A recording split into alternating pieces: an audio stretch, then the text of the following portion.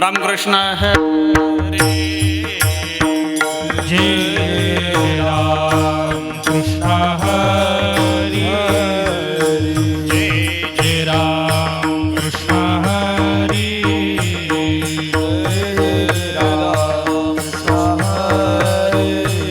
जय राम कृष्ण हरी जय राम कृष्ण हरी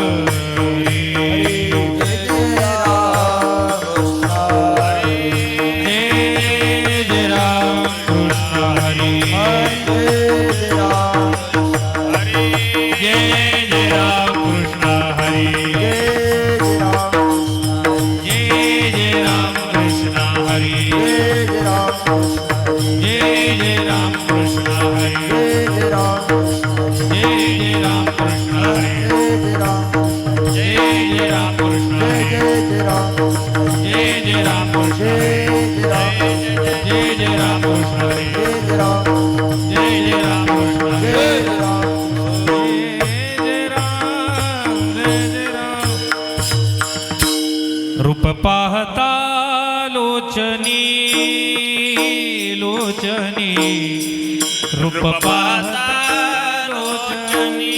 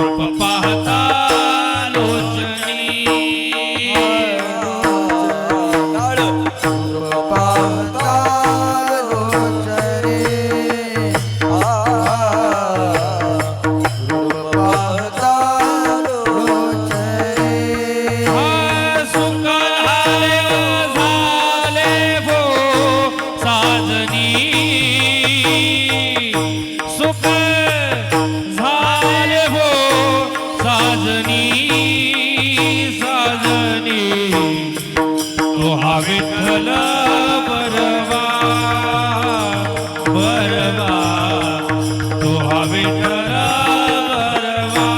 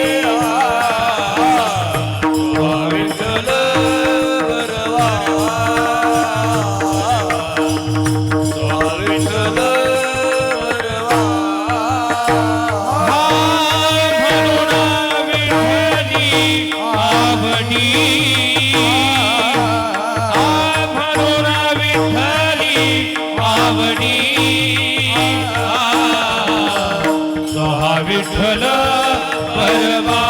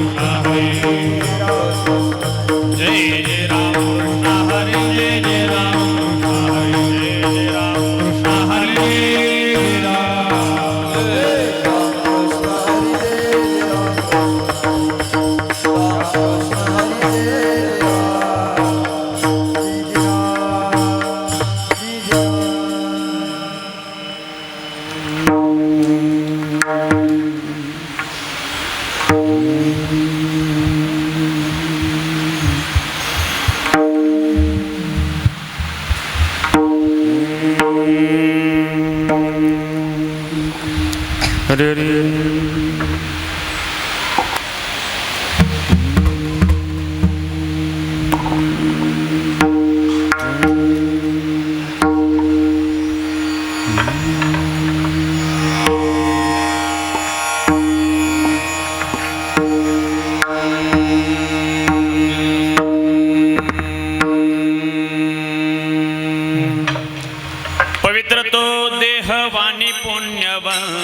पवित्र तो देहवानी पुण्यवंत पवित्र तो देहवानी पुण्यवंत पवित्र तो देहवानी पुण्यवंत रोवते अच्युत सर्व काळ जोवदे अच्युत सर्व काळ जोवदे अच्युत सर्व काळ पवित्र तो देहवानी पुण्यवंत पवित्र तो देहवानी पुण्यवंत पवित्र तो देहवानी पुण्यवंत पवित्र तो देहवानी पुण्यवंत रोवते अच्युत सर्व काळ जोवदे अच्युत सर्व काळ जोवदे अच्युत सर्व काळ तयाच्या चिंतने तरतील दोष तयाच्या चिंतने तरतील दोषी सळतील राशी पातकांच्या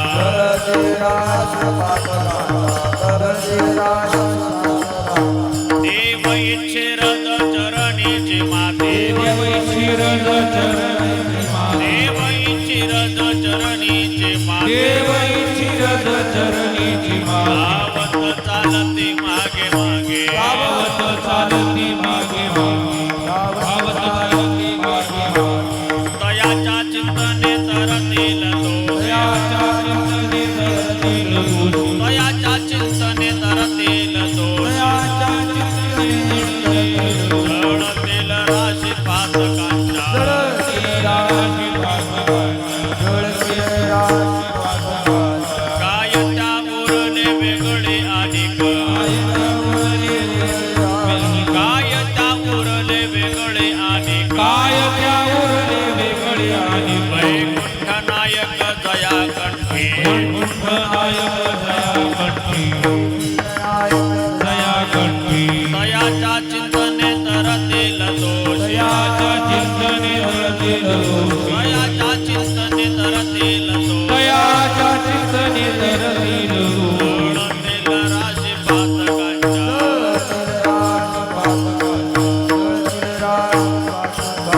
देव इच्छिरद चरणीची माते देव चिरद चरणाची देव इच्छिरद देव भक्ताचा तुका म्हणे देव भक्ताचा संगम देव भक्ताचा तुका म्हणे देव भक्ताचा संगम देव भक्ताचा ते देव घनाम त्रिवेणीचा ते देव नाम त्रिवेणीचा तयाच्या चिंतने तरतील दोषी तयाच्या चिंतने तरतील दोषी सळतील राशी पातकांच्या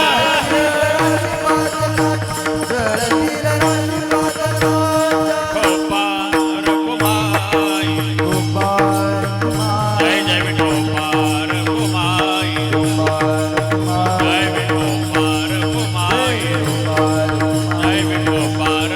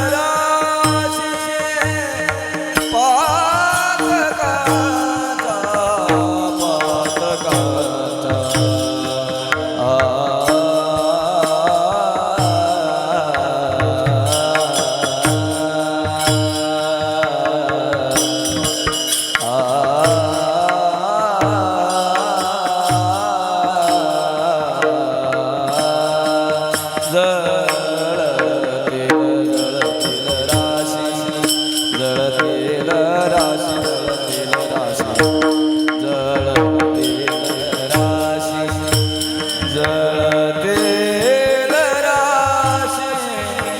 जळतील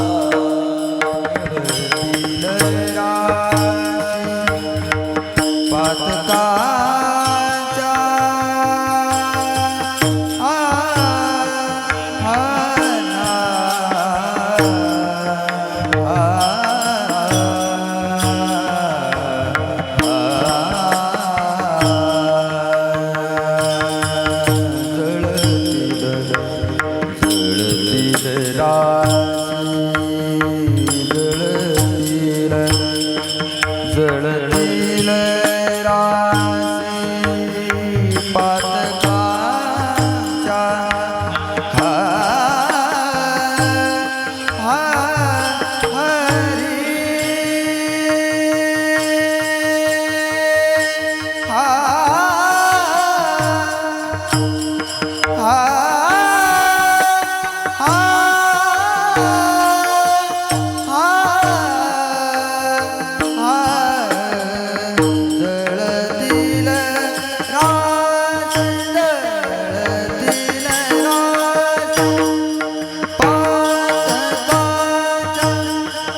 हरी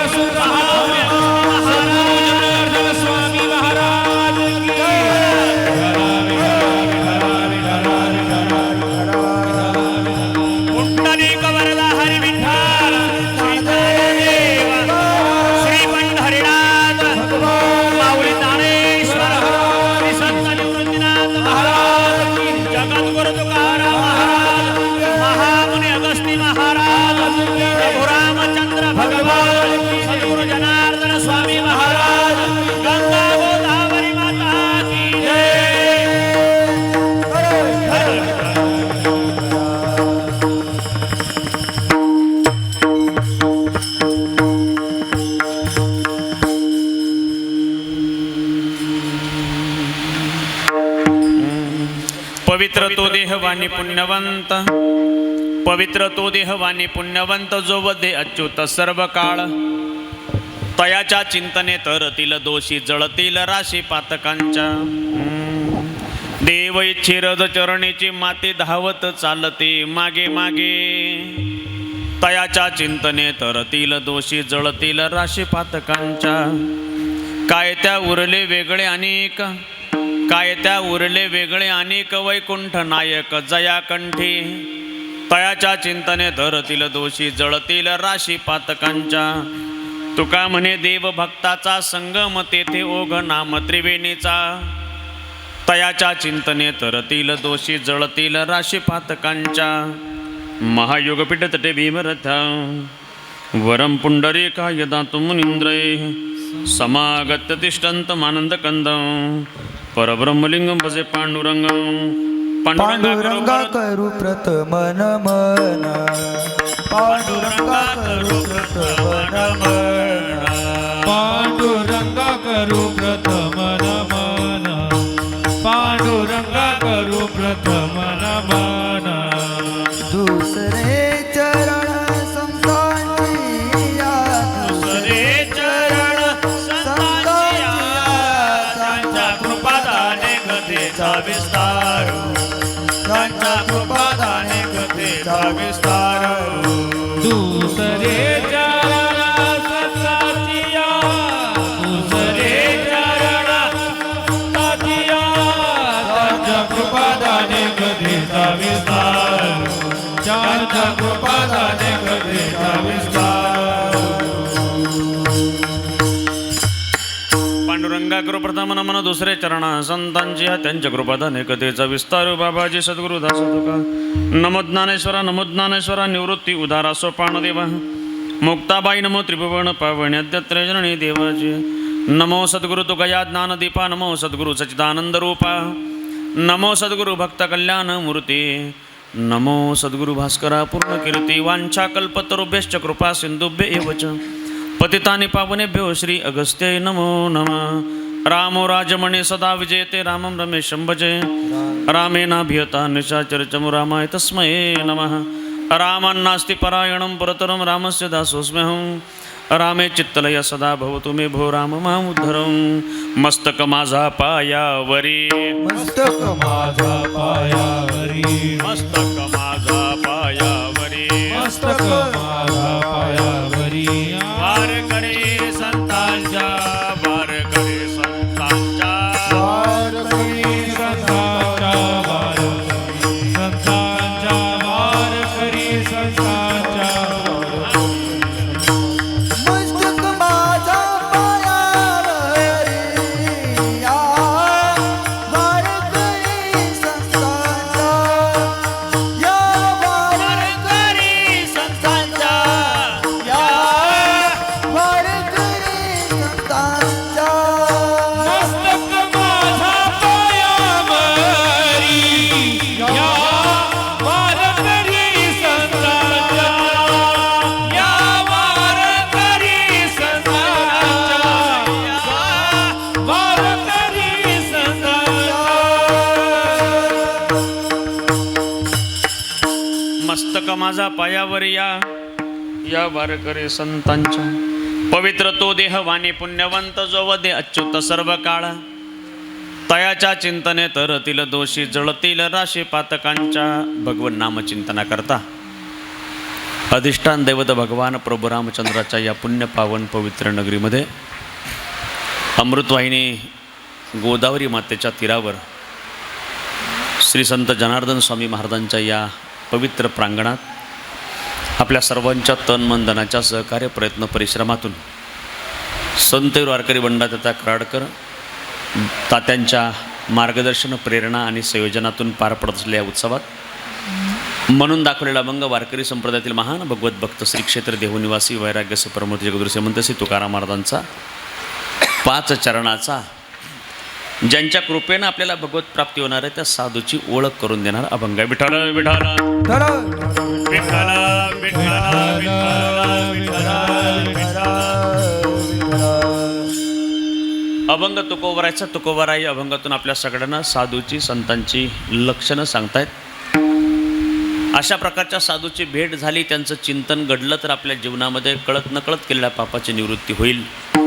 या प्रकारच्या साधूची प्रत्यक्ष सेवा घडली तर जगाचा बाप देव आपल्या पायाच्या पायदुळीची अपेक्षा करतो. आपल्या जीवनामध्ये देवभक्त आणि नाम याचा त्रिवेणी संगम असला पाहिजे याचा आग्रह तुकोबराय आपल्या सर्वांना ठेवतायत. काय विचार आहे महाराजांचा थोडंसं सविस्तर चिंतन आपण प्रासंगिक वेळेत करणार आहोत. तत्पूर्वी ज्या निमित्तानं आपण या ठिकाणी जमलात त्या निमित्त आपणा सर्वांना ज्ञात आहे वक्त्याचं कर्तव्य या नात्यानं प्रसंगानुसार काहीसा परिहार देणं गरजेचं आहे. म्हणून मोठ्या उत्साहपूर्ण वातावरणामध्ये पवित्र अशा पुरुषोत्तम मासाच्या पर्वकाळावर अधिक मासाच्या पर्वकाळावर अखंड महिनाभराचा हा कीर्तन महोत्सव, भावार्थ रामायणाचं पारायण आणि आपल्या सर्वांच्या या पवित्र उपस्थितीमध्ये पार पडत असलेल्या या भक्ती महोत्सवामध्ये ज्यांचं मार्गदर्शन प्रेरणा आहे ते महाराष्ट्राच्या वारकरी संप्रदायातील ज्येष्ठ अध्वर्यू, आपल्या सर्वांचं श्रद्धास्थान, आपल्या सर्वांच्या परमार्थिक जीवनाचे मार्गदर्शक, युवक मित्र संतूर वारकरी व्यसनमुक्त योग संघाचे संस्थापक बंडातात्या कराडकर, गुरुवीर तात्यांच्या पवित्र अशा स्वरूपाच्या मार्गदर्शनानं त्यांच्या संकल्पनेतून संयोजनातून विशेष प्रयत्नातून आपल्या सगळ्यांना या पवित्र पर्व काळावर नामस्मरणाची नामचिंतनाची या पवित्र जागेमध्ये ही संधी त्यांनी उपलब्ध करून दिलेली आहे. गुरुवीर तात्यांच्या प्रती कृतज्ञतापूर्वक सद्भाव व्यक्त करूया. त्यांच्याकरता एकदा जोरदार टाळ्या वाजवूया आपण. त्यांच्या निमित्तानं आपल्याला हा परमार्थ साधना उपासना या ठिकाणी घडते आहे.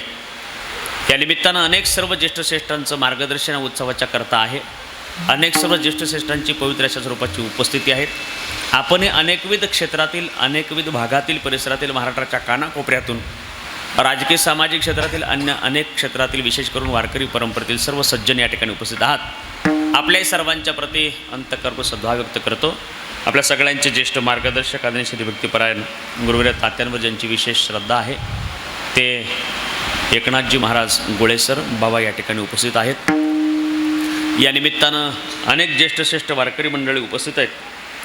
युवा पिढीतील नाशिक जिल्ह्याच्या वारकरी संप्रदायातील श्रीमद भागवत कथा प्रवक्ते सागरजी महाराज दिंडे या ठिकाणी उपस्थित आहेत. या निमित्तानं या संयोजन समितीमध्ये जी अनेक मंडळी या ठिकाणी विशेष परिश्रम घेत आहेत, आमचे आदरणीय प्रवीण भाऊ असतील, श्री संत निवृत्तीनाथ महाराजांचे चौबदार सागरजी महाराज असतील, श्री माऊली असतील, या ठिकाणी आदरणीय संदीपजी महाराज आहेत, प्रशांत महाराज आहेत, आदरणीय बाबा या ठिकाणी उपस्थित आहेत.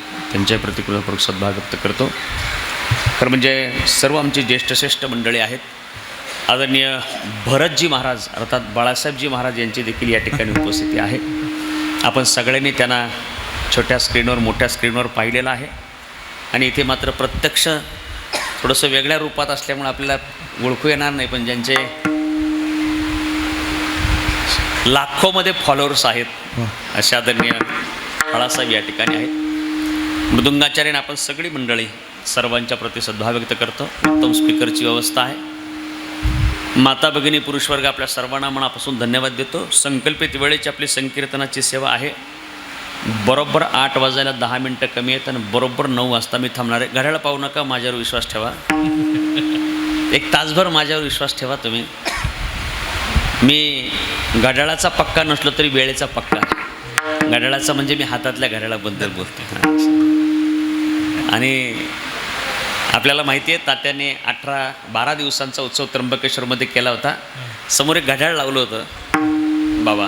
त्या घड्याळावर त्यांनी लिहून ठेवलं होतं, रेडियमने सूचना लिहिली होती, माझा आदर करा म्हणून. त्या घड्याळावर त्यांनी लिहून ठेवलं होतं. आणि म्हणून बरोबर वेळेत आपण या ठिकाणी संपू. उलट मला प्रश्न पडला आहे, गुरुवर्य तात्यासमोर बसलेले आहेत, शेजारी बसले आहेत. आपणही सगळी माझ्या जन्माच्या अगोदरपासून कीर्तन प्रवचनं करणारी आणि ऐकणारी माणसं माझ्यासमोर बसली. त्यामुळे मी जेवढं पाठ करून आलं तेवढं 9 वाजेपर्यंत मला पुरल का नाही हीच मला शंका आहे. त्यात आदरणीय तात्या बसल्यामुळे मला आणखी दुसरी एक भीती. एकनाथ महाराज बाबा गोळेसर बाबा माझ्यासमोर अजून एक आहे. जर कदाचित मधीच पानाला पान चिटकलं तरी पण अडचण व्हायचं. परंतु असं आपल्या सगळ्यांचं प्रेम सद्भाव श्रद्धा आहे. श्री संत निवृत्तीनाथ महाराज, महामुनी अगस्ती महाराज, प्रभू रामचंद्र जशा प्रकारची बुद्धी देतील तशा प्रकारचं चिंतन करण्याचा प्रयत्न करूया. आपल्या सगळ्यांच्या मनामध्ये देवाबद्दल विशेष स्वरूपाचा प्रेम सद्भाव श्रद्धा आहे. म्हणून तर आपण या मंडपात आहे. मी मुद्दामून आपल्या श्रद्धेच्या अगोदर विशेष हे विशेषण वापरलं आहे. एरवी तर जगातला प्रत्येक मनुष्य हा उपजताच सात्विक वृत्तीचा आहे, भाविक आहे, धार्मिक आहे. मी म्हणतो म्हणून नाही, महाराजांची भाषा आहे, आपण सगळ्यांची श्रद्धा आहे. पाहे पा मनुष्य जात सकळ, पुढे काय स्वभावताची भजनशील. स्वभावता मनुष्य म्हटलं की तो भजनशील आहे, म्हणजे धार्मिक आहे, म्हणजे देवावर संतांच्या विचारावर श्रद्धा असलेला आहे.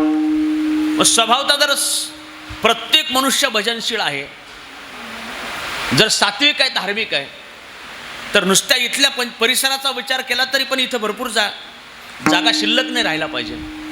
पण एवढेच काय, नुसतं प्रेम माणसाला कीर्तनाच्या मंडपात आणत नाही. एखाद्या मंदिराच्या कडेला तुम्ही बसून राहा. आपण म्हणतो ना, लोक त्या ज्ञानोबराच्या पहिल्या अभंगाचा थोडा अर्थ घेतात ना, देवाची द्वारी उभा क्षण बरी, मग तिथे त्यातून दर्शन घेतलं का थोडं बाहेर बसतात, तिथे बसतात. थोड्याचा सरळ अर्थ शब्दार्थ घेतात, तिथे बसतात. आपण कुठल्या पण मंदिराच्या कडेला बसून राहा, थोडा वेळ बसलं, येणाऱ्या जाणाऱ्या लोकांची वाट पाहिली, येणाऱ्या जाणाऱ्या लोकांवर निरीक्षण केलं, त्यांच्याकडे लक्ष ठेवलं, तर असं दिसतंय मंदिराच्या समोरून जाणारी जी लोक आहेत, गाडीवर चालता चालता, गाडी चालवता चालता जातात, मंदिराच्या समोर आलं की हॉर्न वाजवतात आणि हॉर्न वाजवून देवाला मांडवलं होतं. मंदिरापेक्षा किमती बंगला पाहिला तरी पण त्याला मान नाही डोलवत, आणि मंदिर पाहिलं, झेंडा पाहिला, कळस दिसला, ध्वज दिसला की मग मात्र काय करतात, चालू गाडीमध्ये मान डोलवलं. ज्या अर्थी मान डोलवली याचा अर्थ त्याच्या मनामध्ये श्रद्धा नाही का, आहे, पण उतरून खाली यावं एवढं प्रेम, एवढं वेळ मात्र त्याच्याकडे नाही. आपण काही काळापुरता होईना संसार प्रपंच सोडला आणि इथे येऊन बसलोय म्हणून आपल्या मनामध्ये विशेष प्रेम आहे, विशेष श्रद्धा आहे. पण ऐका, अन्य लोकांपेक्षा आपल्या मनामध्ये विशेष श्रद्धा आहे म्हणून काही काळापुरता होईना पण प्रपंच जरी सोडला असला तरी आपण करत असलेल्या विशेष श्रद्धायुक्त भक्तीनं, अंतकरणानं, आपण करत असलेल्या साधना, उपासना, व्रतवैकल्य, नामस्मरणानं जे काही तुम्ही तुमच्या गुरुपरंपरेप्रमाणे साधना करत असाल त्या साधनेनं आजवर आपल्याला अजूनही कदाचित ज्या प्रकारच्या ईश्वराच्या सगुण निर्गुण रूपाचं चिंतन, वर्णन आपण ऐकलंय त्या स्वरूपाची ओळख अजून आपल्याला नाही. मी तुम्हाला असं म्हणत नाही, आपल्याला म्हणतो मी त्याच्यात आहे. गुरुवर्य तात्या माझ्यासमोर बसलेत, आपण अनेक मोठी अधिकार संपन्न माणसं आहात, मला सगळ्यांचा अधिकार माहिती नाही, मी त्यांना वजा करून बोलतोय, आपल्यालाही अनेक ज्येष्ठ श्रेष्ठांना वजा करून बोलतोय. मी असं नाही म्हणत आपल्यावर देवाची कृपा नाही, माझ्या सगळ्या शब्दावर आपलं लक्ष असं मी गृहीत धरतोय. त्याची कृपा आपल्यावर नाही असं मी म्हणत नाही, त्याच्यात जे स्वरूपाचं वर्णन आपण ऐकलंय, संत वाङ्मयामध्ये ऐकलंय, कथा कीर्तनातून ऐकलंय, त्या स्वरूपाची ओळख आपल्याला नाही. आपण या मंडपामध्ये बसलोय, आत्ता या मंडपामध्ये बसून आपण श्वास घेतोय, त्यानं ठेवलं म्हणून का आपण राहिलो म्हणून, म्हणा माझं मीच राहिलो म्हणून. आपल्या सगळ्यांची धारणा काय आहे, इथे एवढी छान ग्रीनरी आहे, आजूबाजूला एकदम छान भरपूर, म्हणजे एवढं सगळा लोकवस्ती असली तरी सुद्धा भरपूर झाडं अजून ठेवलेली आहेत. अमृतवाहिनीचा काठ आहे, शेजारी एवढे सगळे झाडं आहेत. निदान एवढ्या या काय म्हणता येईल, एवढ्या एरियापुरती तरी, एवढ्या भागापुरतं तरी, एवढ्या प्रिमायसेसमध्ये तरी तेवढी मोठी लोकवस्ती नाही आहे, तरी पण तेवढे भरपूर झाड आहेत. तरी पण आपल्याला पंख्याची व्यवस्था करावी लागली का बरं? आपल्या सगळ्यांची श्रद्धा काय, महाराजांच्या वचनावर आपला विश्वास आहे. झाड लावणं आपल्या हातात आहे, झाड वाढवणं आपल्या हातात आहे, त्याचं संवर्धन करणं आपल्या हातात आहे, त्याच्या सावलीला बसणं आपल्या हातात आहे. पण उन्हाच्या वेळेला झाडाच्या सावलीखाली जाऊन बसलेला माणूस आपल्या स्वतःची बंडी उपरणं हातामध्ये घेतो आणि आपल्याला स्वतःला हवा घालतो. हे चित्र जेव्हा तुकोबाराय पाहत होते तेव्हा तुकोबारायनं सांगून ठेवलं, बाबा झाड लावणं तुझ्या हातात आहे, त्याचं संवर्धन करणं तुझ्या हातात आहे, त्याच्या सावलीला बसणं सुद्धा तुझ्या हातात आहे, पण त्याचा वारा तुला लागू द्यायचा का नाही हे मात्र तुझ्या हातामध्ये नाही. ती सत्ता राखून ठेवलेली आहे, वृक्षाचे पान हाले ज्याची सत्ता. मग आपल्या सगळ्यांची धारणा, जर झाडाचं पान त्याच्या सत्तेशिवाय हलत नाही, याचा अर्थ आपण या मंडपात बसलोय त्याची कृपा आहे, चाले हे शरीर कोणाच्या सत्ते, आपल्या सगळ्यांच्या पाठ आहे. ज्या अर्थी मंडपात बसलोय, श्वास घेतोय, म्हणजे त्याची कृपा आहे. पण ज्याची कृपा आहे त्याच्या सगुण निर्गुण रूपाचं जे वर्णन ऐकलंय त्या स्वरूपाची प्रचिती ओळख मात्र आपल्याला नाही. मला कोणाचाही परमार्थिक अधिकार कळत नाही, कोणाचा परमार्थाची उंची मोजावी एवढी मोठी उंची देवानं मला शरीराचीच दिली नाही, ज्ञानाचा प्रश्नच निर्माण होत नाही. मी तुमच्या सगळ्यांच्यापेक्षा लहान माणूस आहे. ऐका, तुम्ही सगळी माणसं घरून सांगून आलात, का नाही आला? तुम्हाला राग आहे का माझा काही? तुम्ही थोडं फ्रेश बसा, इकडे पहा माझ्याकडे, असं बेटे बेटे सावधान, हसा थोडंसं, हसा हसा.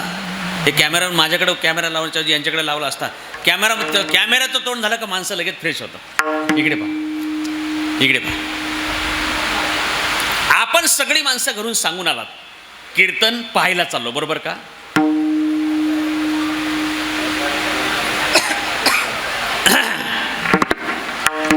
काय सांगून आलो? पाहायला पण चाललो नाही, संपल्यावर जेवायला पण चाललो नाही. जेवायला चाललो हे सांगणारे पाहुणे नवले येणार आहेत. त्यांच्याकरता आपण अजून मागं जागा शिल्लक ठेवली आहे. मगाशी सागर महाराज सांगत होते काही खुर्च्या रिकाम्या ठेवा. का बरं? उशिरा येतील त्यांच्याकरता बसण्याकरता व्यवस्था झाली पाहिजे म्हणून. ऐका, ज्या अर्थी आपण घरून सांगून आला कीर्तन ऐकायला चाललो. ऐकणं म्हणजे काय आहे? साधन आहे. श्रवण नावाचं साधन आहे. नविध प्रकारच्या भक्तीतली जी साधन आहे त्यातलं पहिलं साधन काय आहे? श्रवणम. मग पुढे कीर्तनम, विष्णुस्मरणम, पादसेवनम, अर्चनम, वंदनम, दास्यम, सख्यम, आत्मनिवेदन झालं.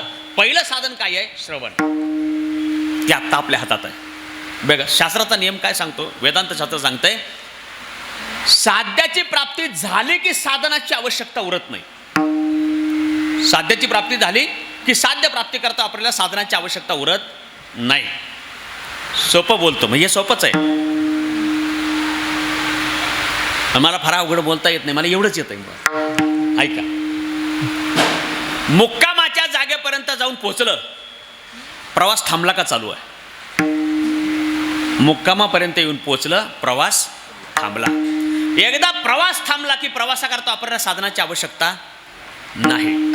मला बरोबर काल सागर महाराजांनी सांगितलं होतं, प्रवीण भाऊंनी सांगितलं होतं का तुम्ही इथे बरोबर 6:15 6:30 पर्यंत आले पाहिजे. महाराज येऊ नाही तर नाही येऊ, 6:45 वाजता भजन सुरू होतं म्हणजे होतं. आणि गुरुरे तात्यांची 2-3 शिबिरं, आगस्ती आश्रमावर 2 आणि वडाखाली बाळासाहेब महाराज पण आले होते. आमची सगळी तरुण मंडळी होती. पेमगिरीमध्ये महाकाय वटवृक्ष आहे, महाराष्ट्रातला सर्वात मोठा. आणि त्याच्याखाली गुरुवर तात्यांच्या मार्गदर्शनानं व्यसनमुक्त योग संघाचं शिबिर घेतलं होतं. 700 विद्यार्थी त्या शिबिराच्या करता उपस्थित होते. आम्हाला माहिती आहे की वेळ म्हणजे वेळ. तात्यांच्या वेळेवर लोकांनी आपली घड्याळं दुरुस्त करून घ्यावीत, एवढे ते पक्के आहेत. घड्याळाचे नाही, वेळेचे. इकडे पहा, त्यांनी सांगितलं तुम्ही 6:15 6:30 पर्यंत 7 पर्यंत पोहोचले पाहिजे. 6:45 कीर्तन सुरू होईल. मी घरून निघालो, संगमनेर गेलं, सिन्नर गेलं, पुढे आपलं जेल रोड गेलं, इकडे हा आपला नांदूर नाका गेला, आणखी इकडे पुढे आलो. इथून मी थोडंसं पुढे गेलो, जरा गडबडीत होतो, फोनवर बोलत होतो, गाडी चालवता जात होतो. पुढे गेलो, त्याला विचारलं ते जनार्दन स्वामी महाराजांचा आश्रम कुठं राहिलं? ते म्हणले मागच राहिलं ना, पुढे चला बोंबलं. ज्यांना विचारलं तो माणूस कीर्तनला आलेला आहे, मी त्यांचा फोटो काढून आणला, कीर्तन संपल्यावर दाखवतो मी तुम्हाला. ऐका इकडं पण असं काही झालं नाही, मी बरोबर आलोय. एकदा 7 वाजेपर्यंत इथे येऊन पोहोचायचं असं माझं ठरलं होतं. मी 7 वाजता इथे येऊन पोहोचलो. इथपर्यंतच्या प्रवासाकरता वापरलेल्या गाडीची मला आता गरज राहिली. म्हणजे जाताना नेणार आहे मी सागर महाराज, पण निदान तोपर्यंत तरी मला आवश्यकता राहिली नाही. का बरं? गाडीनं प्रवास करणं हा उद्देश नव्हता. गाडीनं प्रवास करून इथपर्यंत पोहोचणं हा उद्देश होता. ज्या अर्थी आपण आत्ता कीर्तन ऐकतोय म्हणजे श्रवण नावाचं साधन आत्ता आपल्या हातात आहे. ज्या अर्थी साधन हातात आहे याचा अर्थ मुक्काम आलेला नाही. अजून आपण मुक्कामापर्यंत येऊन पोहोचलो. मी कशाकरता सांगत होतो? विशेष स्वरूपाच्या श्रद्धायुक्त अंतकरणानं भक्ती करतोय. आपलं काय ठरलं? बाकीच्यांच्या मनामध्ये श्रद्धा आहे, आपल्या मनामध्ये विशेष श्रद्धा आहे. मार्ग बरोबर नाही का? मार्ग बरोबर आहे ना. ज्ञानोबा महाराज, नामदेव महाराजांच्या तुकोबराच्या कीर्तनाच्या व्यासपीठाच्या समोर आपण उभी आहोत. नारदाच्या नामदेव महाराजांच्या परंपरेच्या समोर. याचा अर्थ मार्ग बरोबर आहे. श्रद्धा नाही का? श्रद्धा आहे. मगाशी बोललो कृपा नाही का? कृपा पण आहे. मग तरीही मात्र आपल्याला त्याच्या स्वरूपाची ओळख का नाही? हे पहा,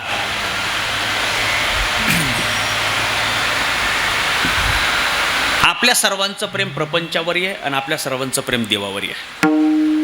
आपल्या सर्वांचं प्रेम प्रपंचावर आहे, आपल्या सर्वांचं प्रेम देवावर आहे. आपण गृहस्थी लोक आहोत. आपल्या सर्वांचं जसा प्रपंच आहे तसा परमार्थ आहे, जसा प्रपंच सुद्धा आहे. म्हणजे इकडे प्रेम आहे, तिकडे प्रेम आहे, दोन्हीकडे पण प्रेम आहे.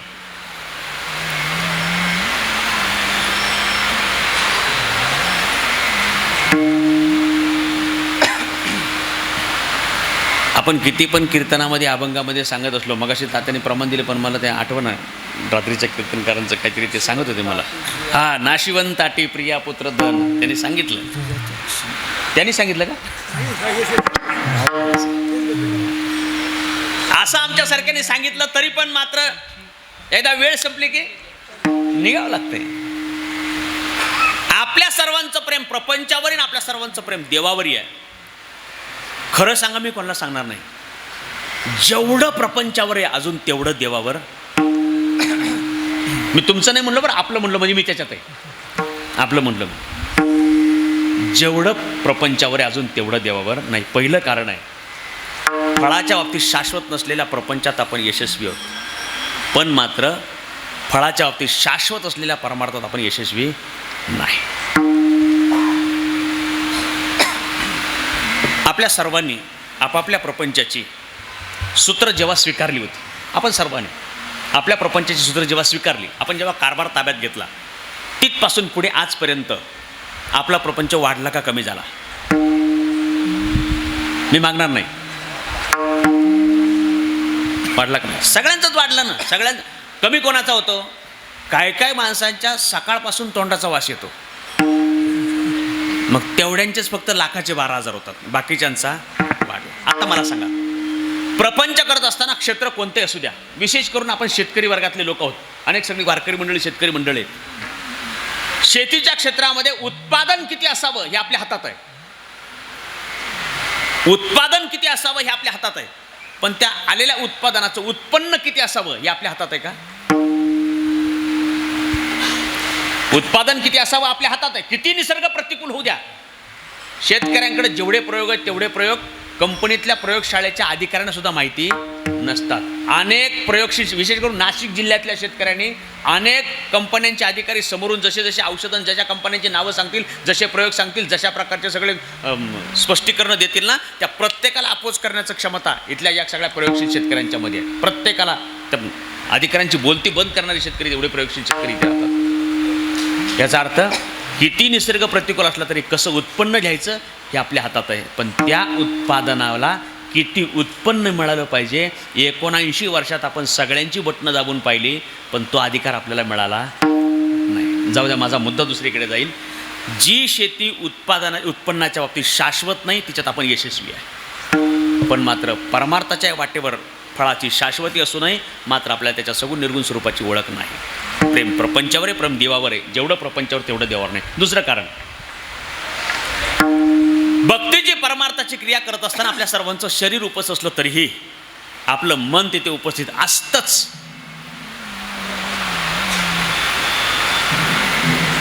एक प्रश्न विचारू का? विचारू आता, हा नाही तर नाही काहीतरी म्हणन, विचारतो, ऐका. तुमची परवानगी असं गृहीत धरून विचार. कीर्तन ऐकायला आलेली सगळी माणसं कीर्तन ऐकतातच असं नाही? तोंडावर नाही म्हणले मला, ऐकत नाही का? ऐकतात ना. छान प्रकारच्या स्पीकरची व्यवस्था आमच्या विश्वगुरु साऊंड सिस्टीमची, बरोबर ना? छान, उत्तम, चांगला, स्पष्ट सुस्पष्ट आवाज येतोय. आलेला आवाज आपल्या कानापर्यंत येतोय. कानापर्यंत आलेला आवाज फक्त कानापर्यंतच राहिला तर ऐकणं होईल, पण कानापर्यंत आलेला आवाज मनापर्यंत गेला तर ते श्रवण होईल. आणि जोपर्यंत आपण फक्त ऐकतोय तोपर्यंत त्याला ऐकणं म्हणत नाही. आम्ही ऐकलेलं जोपर्यंत ऐकत नाही तोपर्यंत त्याला ऐकणं म्हणता येत नाही. हो, मी काय सांगतो, शरीरानं नुसतं श्रवण केलं तर त्याला श्रवण नाही म्हणता येणार. नुसतं शरीरानं ऐकलं ते नाही. आम्हाला मनबुद्धी साचेसी, जरी माझ्या स्वरूपी अर्पिसी, तरी मातेची का पावसी, हे माझी भात. मन बुद्धीनं आम्हाला ऐकावं लागेल. म्हणजे शरीर परमार्थाची क्रिया करताना मन बुद्धी अनुपस्थित असेल. ज्ञानोबा काय बोलतात? त्रिवेणी संगमी नाना तीर्थे भ्रमी, चित्त नाही नामी तरी ते व्यर्थ, चित्त नाही नामी तरी ते व्यर्थ, चित्त नाही नामी तरी ते व्यर्थ, हा त्रिवेणी संगमे नाना तीर्थे भ्रमे, त्रिवेणी संगमे नाना तीर्थे भ्रमे,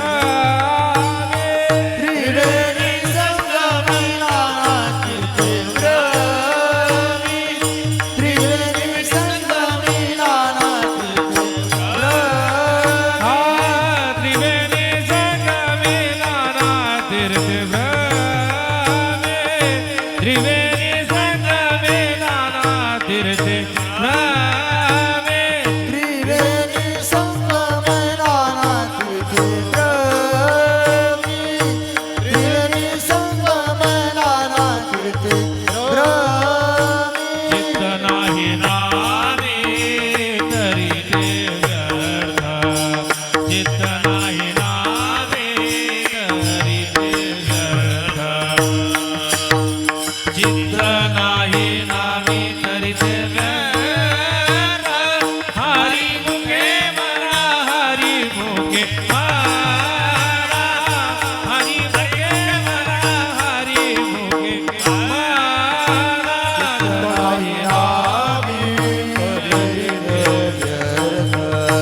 चित्त नाही नामी तरीचे व्यर्थ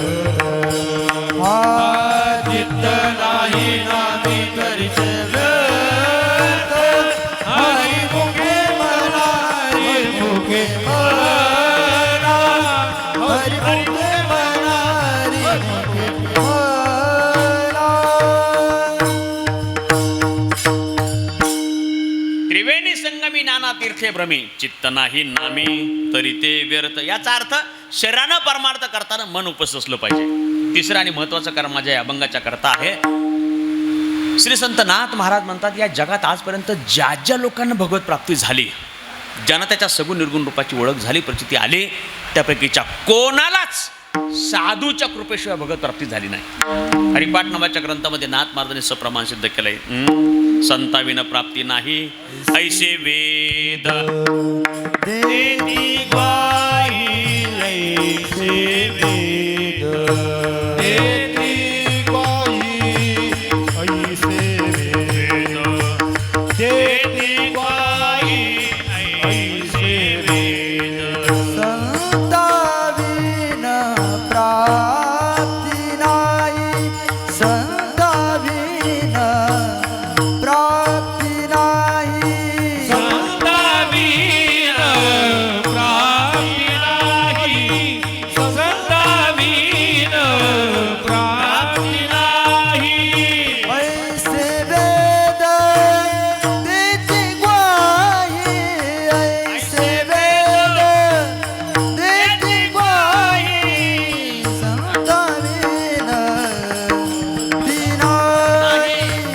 संताविन प्राप्ती नाही ऐसे वेद देती ग्वाही ऐसे वेद देती ग्वाही साध ती साध तेरे साध ती साध संताविन प्राप्ती नाही ऐसे वेद देती ग्वाही ऐसे वेद देती ग्वाही ऐसे वेद देती ग्वाही संतावीना प्राप्ती नाही ऐसे वेद देते ऐसे वेद देते गाही ऐसे वेद देते गाही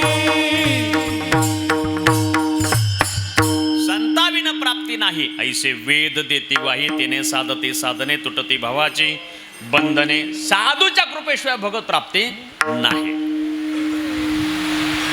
मला सांगा, आपल्या भोवती कोणी साधू संतच नसतील का असतील पण आपल्याला ओळखू येत नसतील? आपल्या भोवती आत्ता कोणी असे अधिकार संपन्न सत्पुरुषच नसतील का असतीलही पण आपल्याला ओळखू येत नसतील? अनेक अधिकार संपन्न सत्पुरुष असतील पण आपल्याला ओळखू येत नाही. का बरं? तुमच्याकडं कसं आहे मला माहीत नाही. आमच्याकडं असं आहे, सकाळी सकाळी 8-9 वाजता शरदराव 8-9 वाजता एखाद्या पल्सर गाडीवर बसून 2-3 साधू येतात. गावाच्या गावकोसर आलं का पहिले कपडे आहेत ना त्याच्यावरून भगवे कपडे घालतात. पहिली जीन्सची पॅन्ट टी शर्ट मुडपून घेतात, त्याच्यावरून भगवे कपडे घालतात, त्याच्यावरून रुद्राक्षाच्या माळा घालतात. निष्ठावान वारकऱ्याला महिनाभर पुरेल एवढा गंध एका दिवसात लावतात. दोघं तिघं जण गावच्या 2-3 गल्ल्या वाटून घेतात, सगळ्या गावभर फिरतात, 2-2, 5-5 रुपये गोळा करतात. 11 वाजले का निघून जातात बसायला म्हणजे हा कळालं तुम्हाला, 5G रेंजमध्ये तुम्ही सगळं. अशा प्रकारचा माणूस जेव्हा आपल्या अंगणात येतो, आपणही असतो, त्यावेळेला आपल्याला माहिती नसतं का हो याच्याकडे फक्त साधुत्वाची बाह्य लक्षणं आहे, हा साधू अंतर्लक्षणयुक्त साधू नाही. तरी पण आपण त्याला काहीतरी 2-5 रुपये देतो, बाबा आलाय ना दाराशी, आपल्या दारावरून काढून द्या झालं, एवढ्यापुरते आपण त्याला 2 रुपये 5 रुपये 10 रुपये देतो. का देतो? काय म्हणतात महाराज, बहुरूपी धरी संन्यासाचा वेश पाहुणे तयास धन देते. आपण त्याला 2 रुपये 5 रुपये देतो ना, आपल्याला माहिती आहे यानं सोंग घेतलेला आहे, पण मात्र त्यानं साधूचं सोंग घेतलंय ना म्हणून देतो. पण त्याच्याकडे बाह्य लक्षण आहे, त्याच्याकडे अंतर्लक्षण नाही. चला, ज्याच्याकडे अंतर्लक्षण आहेत त्याला बाह्य लक्षणं धारण करण्याची आवश्यकता नाही. ज्याच्याकडे साधुत्वाची बाह्य लक्षणं आहेत त्या सगळ्यांकडे अंतर्लक्षणं असतील असं सांगता येत नाही. तसं ज्याच्याकडे साधुत्वाची अंतर्लक्षणं आहेत त्यानं बाह्य लक्षणं धारण केलेली असतीलच असं सुद्धा नाही. मी कशा करता सांगतो, हे बघा, आपण भाग्यवान का ज्ञानोबा तुकोबराच्या काळात जन्मलेले लोक भाग्यवान? आता आपण काय म्हणतोय, काय आमचं भाग्य, आम्हाला तुकोबराचा 450 वैकुंठगमन सोहळा पाहायला मिळाला. आता आपण म्हणतोय आम्ही काय भाग्यवान आहे, आम्हाला ज्ञानोबराचा 750वा जन्म सोहळा पाहायला मिळाला. अरे मग 750वा पाहायला मिळाला म्हणून जर आपण स्वतःला भाग्यवान मानत असू तर 750 वर्षापूर्वी ज्यांना प्रत्यक्ष पाहायला मिळालं त्या काळात जे जन्मले ते लोक काय आपल्यापेक्षा भाग्यवान? आपल्याला 450 वैकुंठगमन सोहळा पाहायला मिळाले, वेगवेगळ्या ठिकाणी वेगवेगळे सोहळे झाले, देऊमधल्या सोहळ्याला बिजेला आपण उपस्थित होतो, आपण पाहिलं तर आपण म्हणतो आम्ही भाग्यवान आहोत. याचा अर्थ 450 वर्षापूर्वी जे प्रत्यक्ष होते ते काय झाले, विषय आपल्यापेक्षा भाग्यवान झाले. आता ऐका, आपल्यापेक्षा त्यांच्या काळात जन्माला लोक भाग्यवान. त्यांच्या काळात जन्माला सगळ्या लोकांना ज्ञानोबा तुकोबा प्रत्यक्ष भेटलेच असं मात्र नाही. अनेक असतील जगामध्ये, सगळ्यांना दिसले का? नाही दिसले. याचा अर्थ आपल्यापेक्षा ते भाग्यवान, त्यांच्यापेक्षाही त्यांच्या काळात जन्मलून ज्यांना ते प्रत्यक्ष दिसले ते लोक भाग्यवान. त्याच्याही पेक्षा ज्यांना ज्ञानोबा तुकोबा प्रत्यक्ष भेटले, दिसले समोर, पण त्यांच्याशी संवाद नाही झाला, त्यातल्या काही लोकांना भेटले पण आणि त्यांचा संवाद पण झाला. ज्या लोकांना ज्ञानोबा तुकोबा प्रत्यक्ष, काय भाषा महाराजांची, धन्य बनविनी इहलोकी लोका भाग्य आम्ही तुका देखीला. आम्हाला तुकोबा पाहायला मिळाले ते म्हणतात आम्ही भाग्यवान आहोत. ज्यांना प्रत्यक्ष पाहायला मिळाले ते भाग्यवान, तर त्यांच्यापेक्षा त्यांना भेटले पण, पाहिलं पण, बोलले पण, संवाद पण झाला, ते लोक भाग्यवान. माझी अज्ञान जाण्याकरता तुम्हाला विचारतो, आपण खूप जग पाहिलंय. ज्या लोकांना प्रत्यक्ष ज्ञानोबा तुकोबा भेटले आणि त्यांच्याशी त्यांचा संवाद झाला त्या सगळ्या लोकांना ज्ञानोबा तुकोबा ओळखू आले होते का? ओळखू आले का? मला असं वाटतं जर ओळखू आले असते तर शुद्धीपत्र आणायला जाण्याची आवश्यकता पडली नसती. जर ओळखू आले असते तर ज्ञानोबारायच्या, निवृत्तीनाथ महाराजांच्या, सोपान काका मुक्ताईच्या, मातोश्रीना विठ्ठलपंत रुक्मिणी साहेबांना देहांत प्रायश्चित्त घ्यावं लागलं नसतं. बाकीचं जाऊ द्यावं, या गोष्टी सोडा, निदान ओळखू आले असते तर मातीच्या खापरा करता तरी फिरावं लागलं नसतं. गावाच्या बाहेर जाऊन, त्यावेळच्या काळातल्या गावाच्या बाहेरच ना, आता सिद्धबेटात म्हणजे त्यावेळच्या काळातल्या गावाच्या बाहेर जाऊन राहावं लागलं नसतं. जर ओळखू आले असते तर मम्माजी भावानं तुकोबराला काट्याच्या काठीनं मारलं नसतं. पाटलाने मिटिंग घेतली आणि सांगितलं तुम्ही गावात नाही राहायचं, गावाच्या बाहेर जाऊन सांगायचं. आत्ताच्या काळामध्ये एखाद्या कुटुंबाला जर आपण असं वाळीत टाकलं, बायकॉट केलं तर जागतिक कीर्तीची बातमी होईल. जगातले चॅनलवाले येतील तिथे, जगातले चॅनलवाले येतील तिथे आपले सगळे दांडके घेऊन, बाबा यांनी काय केलं आहे, या परिवाराला वाळीत टाकलं या गावानं, त्या गावाच्या वर सगळं जग त्या गावावर बहिष्कार टाकेल. परंतु मात्र ज्या अर्थी तुकोबराला गावाच्या बाहेर जायला सांगितले याचा अर्थ ओळखू आले नाही. मी काय बोलतो, आज जे संत जगमान्य आहेत ते प्रत्यक्ष भेटलेल्या लोकांना जर ओळखू आले नसतील तर आपल्याही भोवताल सामान्यपणे अनेक अधिकार संपन्न सत्पुरुष असतील, आपल्याला ती ओळखू येणार नाहीत. पण ऐका ना, देवाच्या कृपेकरता साधूची कृपा, साधूच्या कृपेकरता काय सांगितलंय ज्ञानोबरांनी, साधूच्या कृपेकरता साधूची सेवा. तरी तनुमनो जीवे चरणासी लागावे, अगरबत्ता करावे दास्य सकळ, पुढे काय, मग अपेक्षित जे आपुले तेही सांगती पुसिले. आपल्या मनातला त्याने अंतकरण बोधले संकल्प नाही आहे, आपल्या मनातले संकल्प विकल्प जाण्याकरता आपण त्यांना विचारले ते सांगतील. तत्पूर्वी काय, तनु मनु जीवे, काया वाचा मनानं त्यांची सेवा करावी लागेल. म्हणजे देवाच्या कृपेकरता जशी साधूची कृपा, तशी साधूच्या कृपेकरता साधूची सेवा. मग साधूच्या सेवेकरता साधू ओळखू यायला पाहिजे का नाही यायला पाहिजे? यायला पाहिजे. साधू ओळखू येण्याच्या करता जर ज्ञानोबरा तुकोबरासारखे अधिकार संपन्न सत्पुरुष भेटूनही लोकांना ओळखू आले नाही तर आम्हालाही साधू ओळखू येणार नाही. मग आम्हाला जर साधू ओळखू आले नाही तर त्यांची सेवा करता येणार नाही. सेवा घडली नाही, कृपा होणार नाही. त्यांची कृपा नाही, भगवत कृपा होणार नाही. याचा अर्थ साधू ओळखू यायला पाहिजे, संत ओळखू यायला पाहिजे. आणि संत ओळखू आले तर आम्हाला त्यांची सेवा घडेल. महाराज म्हणतात साधू ओळखू येण्याकरता साधूची 2 लक्षणं मार्दनी अभंगाच्या पहिल्या. पवित्र तो देह वाणी पुण्यवान, पवित्र तो देह वाणी पुण्यवान.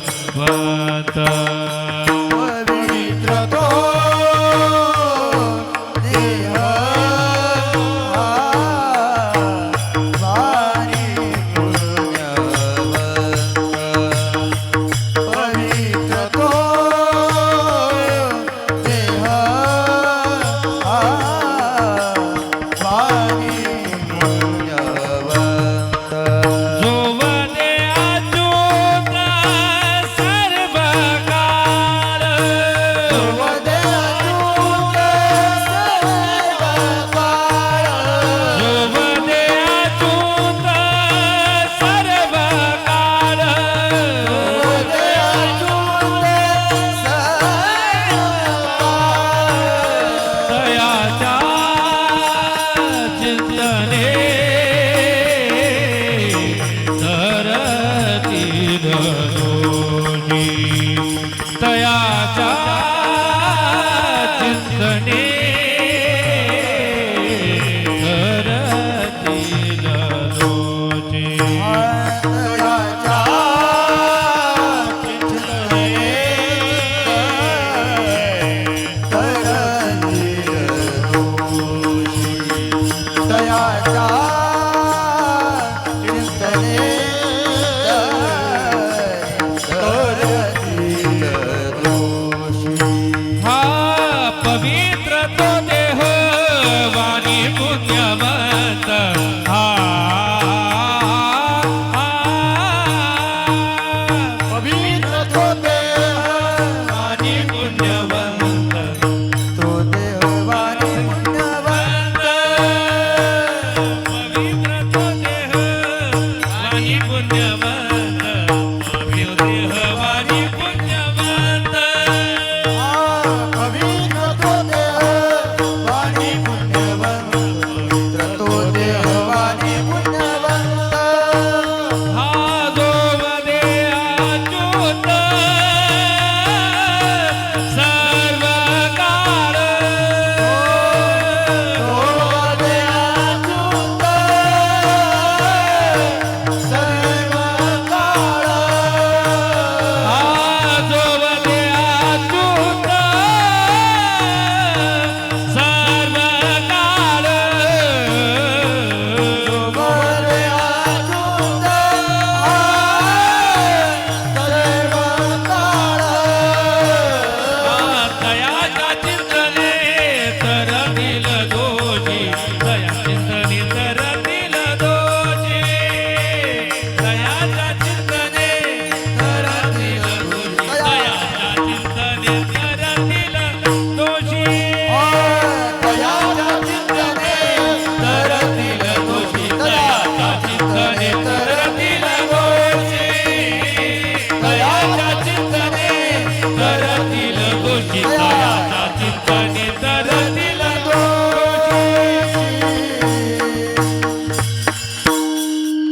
आपल्या गोड आवाजामध्ये मार्दनी अभंगाचं पहिलं चरण स्वरबद्ध केलं, ज्यामध्ये श्री संत तुकाराम महाराज सांगतात साधूची सेवा घडण्याकरता साधू ओळखू यायला पाहिजे. तर साधूची 2 लक्षणं आहेत. पहिलं, साधूचा देह पवित्र आहे आणि साधूची वाणी पवित्र आहे. पवित्र तो देह, वाणी पुण्यवंत. दैनंदिन जीवनामध्ये आपल्या सर्वांचा अनेक पवित्र गोष्टींशी संबंध येतो. रोज बाबांच्या वयाची जी जुन्या पिढीची माणसं इथे समोर बसलेली आहेत, टोपीवाली, धोत्रावाली, पायजाम्यावाली ही जुन्या पिढीची माणसं आमच्या आजी समोर बसलेल्या आहेत. तिथे बघा नऊवारी पातळातल्या, डोक्यावर पदर आहे, अशा राहू द्या आता या जुन्या पिढीच्या. या पिढीची माणसं सकाळी सकाळी घरातून बाहेर निघाली, मंदिरापर्यंत चालली दर्शनाकरता. रस्त्यात समोर येताना गाय दिसली तर काय करायची माणसं? गाईला हात लावायची, दर्शन द्यायची. सगळ्यांनीच काय ग्रंथात वाचलंय काय गाय पवित्र आहे? नाही, पण उपजता आपल्या सगळ्यांची असे श्रद्धा आहे, असे संस्कार आहे की गाय पवित्र आहे, लोक लगेच गायचं दर्शन द्यायचे. गाय पवित्र आहे.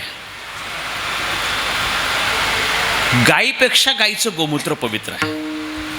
गायीपेक्षा म्हटलं याचा अर्थ गाय पवित्र नाही असा नाही अर्थ होतो बरं त्याचा. गाय पवित्रच आहे, आपल्या सगळ्यांची श्रद्धाच आहे की गाय पवित्र आहे. पवित्र आणि अपवित्र दोन्ही कार्याच्या वेळेला मात्र गोमूत्र पवित्र आहे. पवित्र कार्याच्या वेळेला गाय पवित्र आहे, अपवित्र कार्याच्या वेळेला गाय न्यायला चालत नाही. अनेक वेळेला दशक्रिया विधीच्या वेळेला गायीला लोक घेऊन येतात.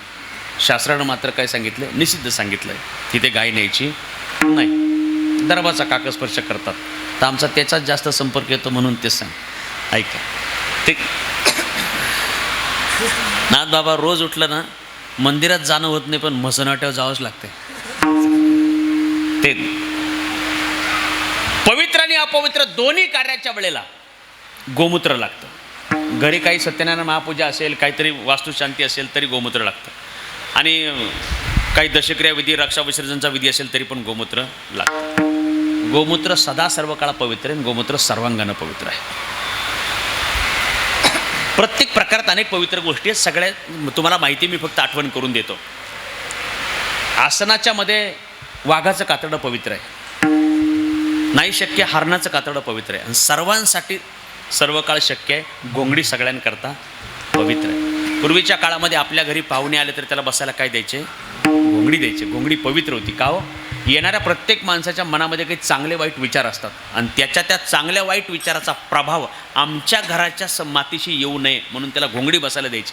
त्याच्याजवळ जो काही पॉझिटिव्ह निगेटिव्ह ओरा असेल तो त्याच्याबरोबर यायचा आणि त्याच्याबरोबर निघून जायचा. त्याच्या आमच्या घराशी संबंध येत नव्हता. घोंगडी पवित्र आहे.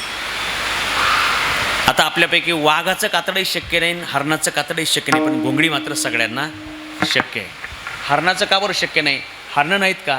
हरणं भरपूर आहेत, पण मारल्यावर सुटायला सलमान खान इतके पैसे नको का? त्याच्यामुळे हरणं. घोंगडी आपली सगळ्यांसाठी सोपी आहे. घोंगडी पवित्र आहे. वस्त्राच्या मध्ये रेशीम नावाचं वस्त्र पवित्र आहे. रेशीम नावाचं वस्त्र जे आहे पवित्र आहे. पूजेच्या वेळेला रेशमाचं सोहळं असतं. अनेक जे विद्वान कीर्तनकार आपल्या सर्वांचं श्रद्धास्थान जे आहेत त्या सगळ्यांच्या कीर्तनामध्ये त्यांचा फेटा जर आपण पाहिला तर रेशमाचा फेटा, त्यांनी वेगळ्या प्रकारच्या रेशमाचा फेटा बांधलेला असतो. सगळे पवित्र वस्त्र असतात. त्यांची वाणी तेवढी पवित्र असते, तर त्यामुळे रेशीम नावाचं वस्त्र पवित्र आहे.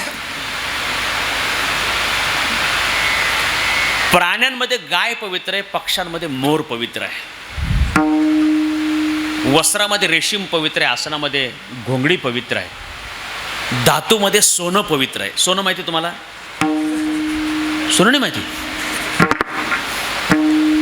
बाबा सोनं माहिती नाही अशी बाईच भेटली नाही अजून. काय कायना अजून सुद्धा गाथा ज्ञानेश्वरी माहिती नाही, पण सोनं मात्र माहितीच आहे. तेव्हा धातूमध्ये सोनं पवित्र आहे. या सगळ्या पवित्र वस्तूंना जर अपवित्रता आली तर त्यांना पवित्र करायची काय सोय आहे? गंगेच्या स्नानानं जगातल्या सगळ्या पवित्र आणि अपवित्र वस्तू या पवित्र होत असतात. गंगेच्या स्नानानं, गंगेच्या स्नानाला विशेष महत्त्व आहे. गंगा स्नानानं पवित्र आहे, गंगा दर्शनानं पवित्र आहे. अवघीच तीर्थे घडती एक वेळा, चंद्रभागा डोळा देखलिया.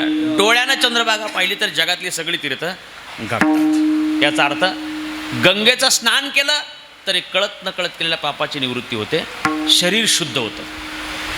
नुसती गंगा म्हणजे चंद्रभागा, ठीक आहे, भीमा आणि चंद्रभागा तुझ्या चरणीच्या गंगा नुसती डोळ्यानं पाहिली तरी पण पापाची निवृत्ती होते. सगळ्या तीर्थाचं स्नान होतं. आता चंद्रभागा डोळ्यानं पाहायची म्हटल्यावर निदान तिथे जावं लागेल ना, प्रत्यक्ष पंढरपूरला जावं, तेव्हा डोळ्यानं दिसेल. गंगेचं स्नान करायचं म्हटल्यावर निदान काशीला जावं लागेल, तिकडे प्रयागराजला जावं लागेल, तिकडे आणखी बद्रीनाथ, केदारनाथ, अलकनंदा, सरस्वती जावं लागेल, निदान नाशिकला तरी, इथे नाशिकला पण त्र्यंबकेश्वरला कुशावर्तावर जावं लागेल, तेव्हा स्नान घडेल. आम्हाला जाणं पण शक्य नाही आणि पाहायला जाणं पण शक्य नाही, तरी पण पुण्य पाहिजे. नामदेव महाराजांनी सोय करून ठेवली. ते म्हटलं काय, ते म्हणते काय करा, आहे त्या जागेवरून साध्या पाण्यानं स्नान करत असताना फक्त वाचे म्हणता गंगा गंगा, वाचे म्हणता गंगा गंगा, वाचे म्हणता गंगा गंगा, वाचे म्हणता गंगा गंगा, वाचे म्हणता गंगा गंगा, सकळ दोष जाती भंगा, वाचे म्हणता गंगा गंगा, सकळ दोष जाती भंगा, सकळ दोष जाती भंगा, दृष्टी पडता ब्रह्मगिरी, दृष्टी पडता ब्रह्मगिरी, वाचे म्हणता गंगा गंगा, सकळ दोष जाती भंगा, वाचे म्हणता गंगा गंगा, सकळ दोष जाती भंगा, सकळ दोष जाती भंगा, दृष्टी पडता ब्रह्मगिरी, दृष्टी पडता ब्रह्मगिरी.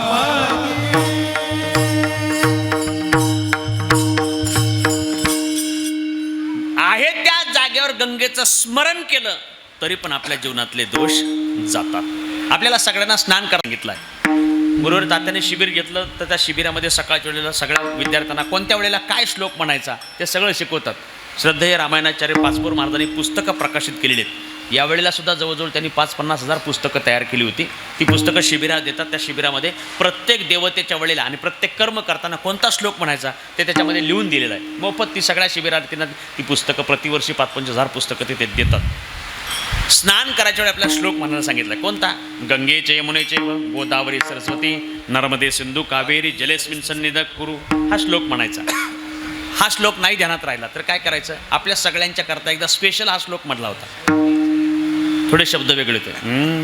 गंगा सिंधू सरस्वतीच यमुना, आठवलं ना? बास. आता तेवढा आठवा, फक्त तेवढा श्लोक रोज आठवायचा सकाळी. झालं. एवढा पण नाही आठवलं ना, सोपं आहे.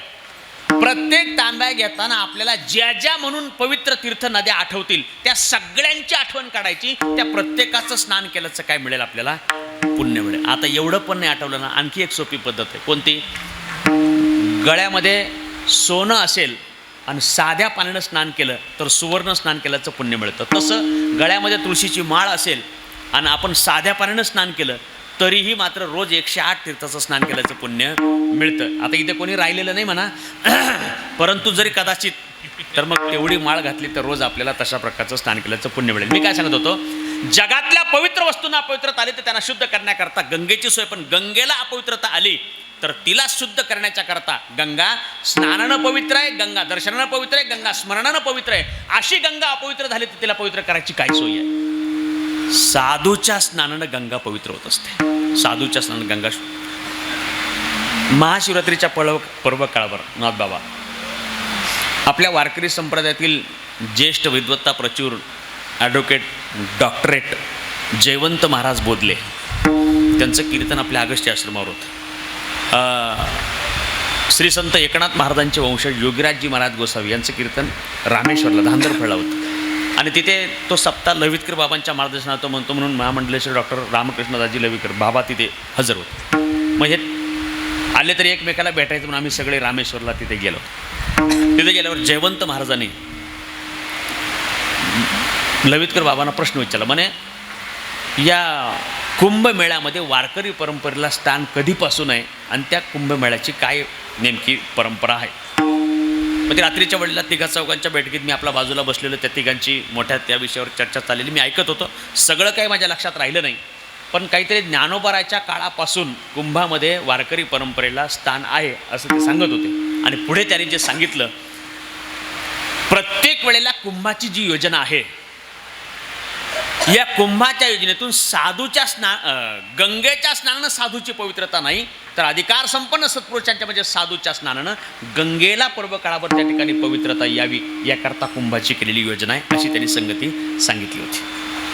आजही या जगामध्ये जी माणसं नर्मदा परिक्रमेला गेली असतील म्हणा किंवा कैलास मानसरोवर यात्रेला गेली असतील अशी माणसं आजही हिमालयाच्या कडेकपड्यात अशा प्रकारचे साधू आहेत, अशा प्रकारचे सिद्ध सत्पुरुष आहेत ज्यांचा या जगाशी संबंध केवळ श्वासापुरता हवेपुरता आहे. बाकीच्या जगात नेमकं काय चाललंय याच्याशी त्यांचा आजही काही संबंध त्यांना माहीतसुद्धा नाही. त्या ट्रम्प तात्यानं काय गोंधळ घातला आणि इकडं काय काय चाललंय सगळं काही त्यांचा या जगाशी संबंध नाही.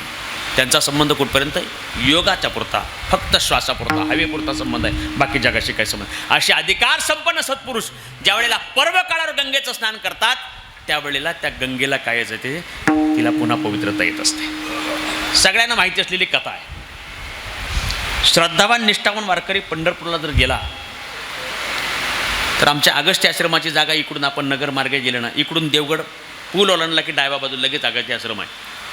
आता त्याच्यातून मग जागेतून पूल गेला त्याच्यामुळे ते बदलेल पुढे, पण तिथे लगेच जागा आहे. मग तिथेच वारकरी उठले का तिथे स्नान करतात.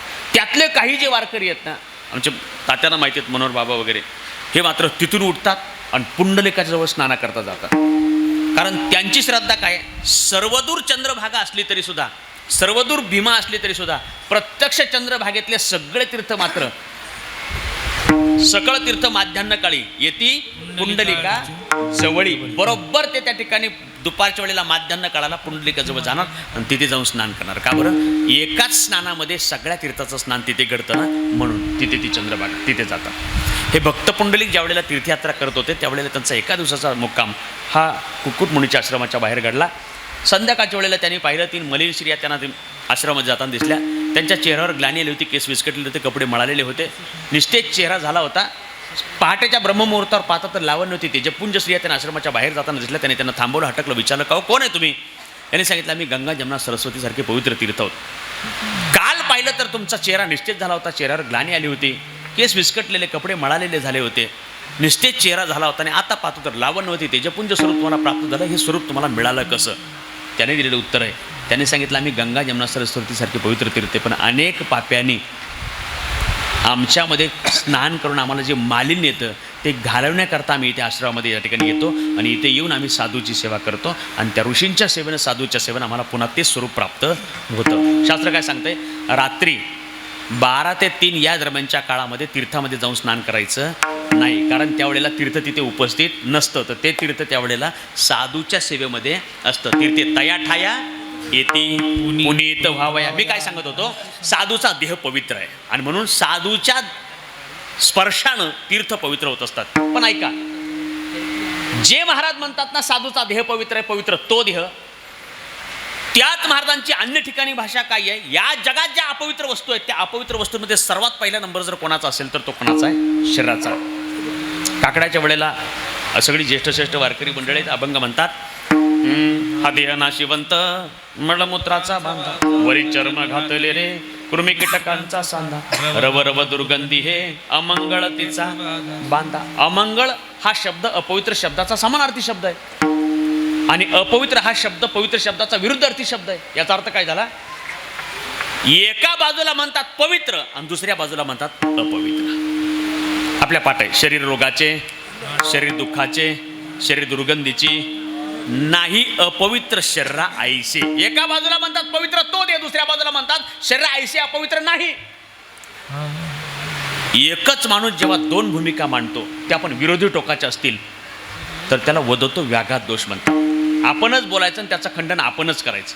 याला 2 जण अपवाद आहेत, याला 2 जण अपवाद आहेत. कोण, संत याला अपवाद आहेत. आपणच बोलायचं त्याचं खंडन आपणच करायचं, याला अपवाद संत आहेत. आणि दुसरे पुढारी, ते याला अपवाद आहेत. पहिले संत का बरं अपवाद आहे, ते जे बोलतील ते सिद्ध करण्याची क्षमता त्यांच्यामध्ये आहे, सामर्थ्य त्यांच्यामध्ये म्हणून. आणि पुढारी हे जे बोलतील ते त्यांनी सिद्ध केलंच पाहिजे, त्याला बांधील राहिलंच पाहिजे असं मात्र नाही म्हणून. हे बघा, जुन्या काळातले कीर्तनकारी दृष्टांत सांगायचे. आम्ही लहान होतो तेव्हा कीर्तनात ऐकलेलं आहे. जुन्या पिढीचे बाबा इथे बसले, यांच्या पिढीचे लोक दृष्टांत सांगायचे. एका वाक्याचा दृष्टांत आहे, एका वाक्याचा. जेवढे 5G रेंजमध्ये तेवढ्यांना कळेल. इकडे पहा, बैठे बैठे सावधान. आमच्या गावात एक फार म्हातारी होती. काय काय काय आमच्या गावात एक फार म्हातारी होती आणि जी फार म्हातारी होती ती लहानपणीच वारली. दोन्ही गोष्टी एका वेळेला खऱ्या का हो? ज्या अर्थी म्हातारी झाली याचा अर्थ लहानपणी वारली नाही, ज्या अर्थी लहानपणीच वारली याचा अर्थ म्हातारी झाली नाही. मग एका बाजूला म्हणतात पवित्र आहे, दुसऱ्या बाजूला म्हणतात अपवित्र आहे. दोन्ही खरं कसं काय? मी सांगतोय का दोन्ही खरं आहे, कारण सांगणारे तुकाराम महाराज आहेत. अपवित्र म्हणतात बरोबर आहे आणि पवित्र म्हणतात ते बरोबर आहे. पहिली संगती, ज्याला अपवित्र म्हणतात तो जीवाचा देह आहे आणि ज्याला पवित्र म्हणतात तो साधूचा देह आहे. मग जीवाचा जर अपवित्र आहे तर हा मरेपर्यंत अपवित्रच राहील का? याला पवित्र करता येणार नाही का? येईल ना. का बरं? या अपवित्र उपजाता अपवित्र असलेल्या देहाला पवित्र करण्याचं सूत्र ज्ञानोबा तुकोबरला ज्ञात आहे. आता सांगतोय का अपवित्र कसं काय? मला वयाची मर्यादा आहे, मला समजून घ्यायला आपण सगळ्या माता भगिनी. माझा तेवढा मोठा अधिकार नाही आहे, माझं तेवढं मोठं वय नाही आहे, माझा तेवढा मोठा अभ्यास नाही आहे. ज्या काळामध्ये आजही ग्रामीण भागामध्ये प्रथा परंपरा पाळल्या जातात, म्हणून ज्या काळामध्ये स्त्रीला अपवित्र मानलं जातं त्या काळामध्ये जीवाची उत्पत्ती आहे. म्हणजे याची उत्पत्ती अपवित्र काळात झाली. जरा त्याची उत्पत्ती झाली, पण व्यवहारशास्त्र त्याचा जन्म मानत नाही. व्यवहारशास्त्र त्याचा जन्म कधी मानतं?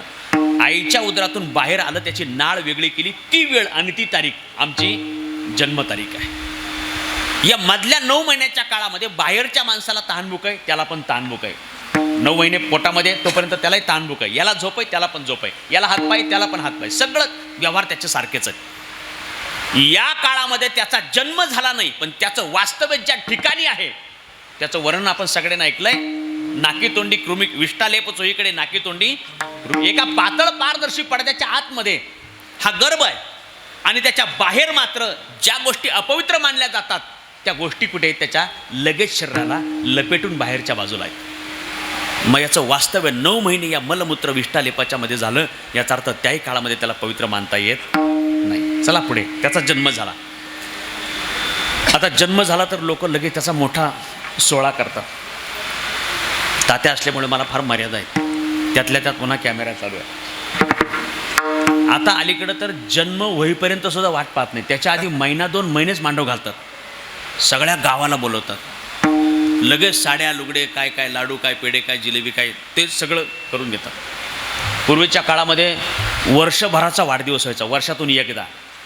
आता तसं नाही राहिलं सागर महाराज. मग आता महिन्याला वाढदिवस होतो. असं 1 महिन्याचं पोरगं त्याला उतानं टाकतात, आंब्याची पानं तोडून आणतात, त्या आंब्याच्या पानाचा एकाचा आकडा काढतात, त्याच्या शेजारी कैऱ्या ठेवतात, त्या कैऱ्यांनी इकडच्या बाजूने एकाचा आकडा काढतात, त्याचे फोटो काढतात आणि त्याचे फोटो सोशल मीडियाला व्हायरल करतात. काय झालं? 1 महिन्याचं झालं म्हणून. सीताफळाच्या सीझनमध्ये 2 काय सीताफळं तोडून आणायची, त्यानं 2चा आकडा काढायचा. ते जाऊ द्या, मला ते सगळं सांगण्याकरता मी इथं आलो नाही. मी कशाकरता सांगतो?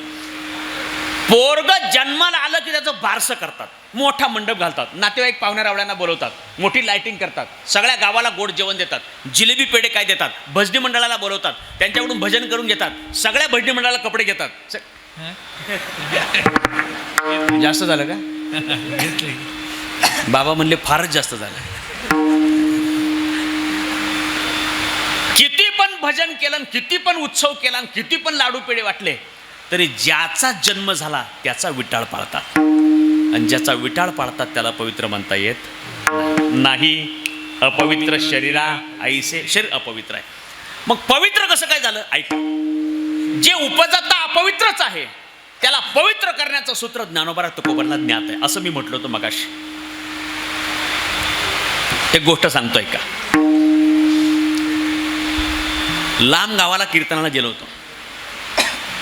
गावाचं नाव सांगत नाही, सागर महाराज कोणाचे कुठं पाहुणे निघत, ते गाव आपलं कायमचं बंद होतं. मग हे लोक निरोप जाऊन सांगतात तुमच्या गावचं असं असं सांगितलं म्हणून.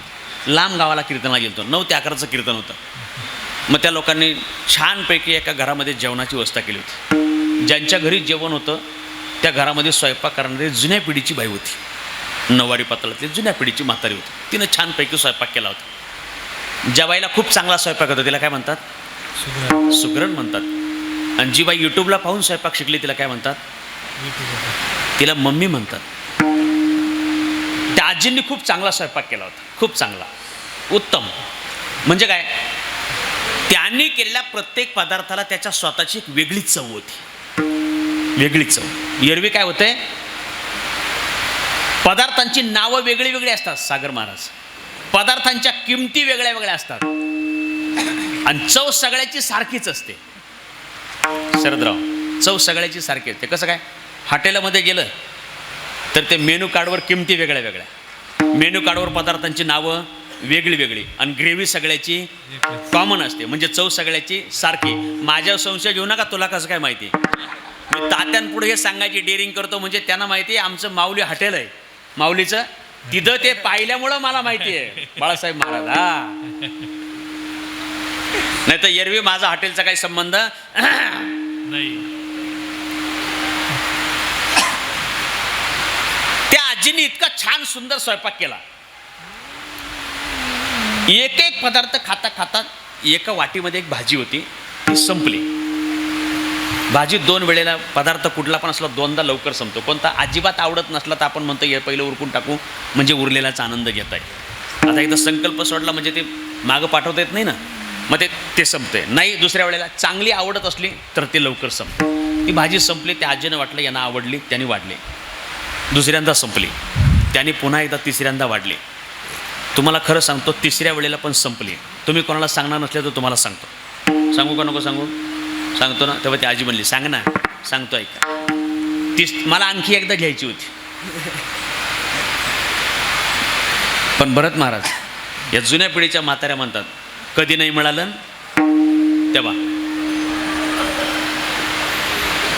यांचा डिस्काउंट फक्त दिला तर जावयाला सूट, नाही तर कोणालाच सूट नाही त्यांच्याकडून. मग मी आपलं झालं, जेवलो, बसलो, पेटा बांधला, निघालो कीर्तनाला. आता खरं म्हणजे छान जेवण झालं होतं. चांगल्याला चांगलं म्हणलं पाहिजे का नाही म्हणलं पाहिजे? म्हणलं पाहिजे. चांगल्याला चांगलं म्हणलं पाहिजे. आता मी जेवण झालं ना तेव्हाच म्हणायला पाहिजे होतं आजी छान स्वयंपाक झाला, पण मी काय म्हणलो नाही. काय फुकट खाऊ माणसाला काय कोणाची गदर असते का? नाही. रोज दुसऱ्याच्या दारात आपलं काय म्हणलंच नाही. निघताना पाणी देताना त्याने विचारलं, म्हणे महाराज आवडलं का जेवण, जमला का स्वयंपाक? म्हणलं आजी खरंच छान झाला होता.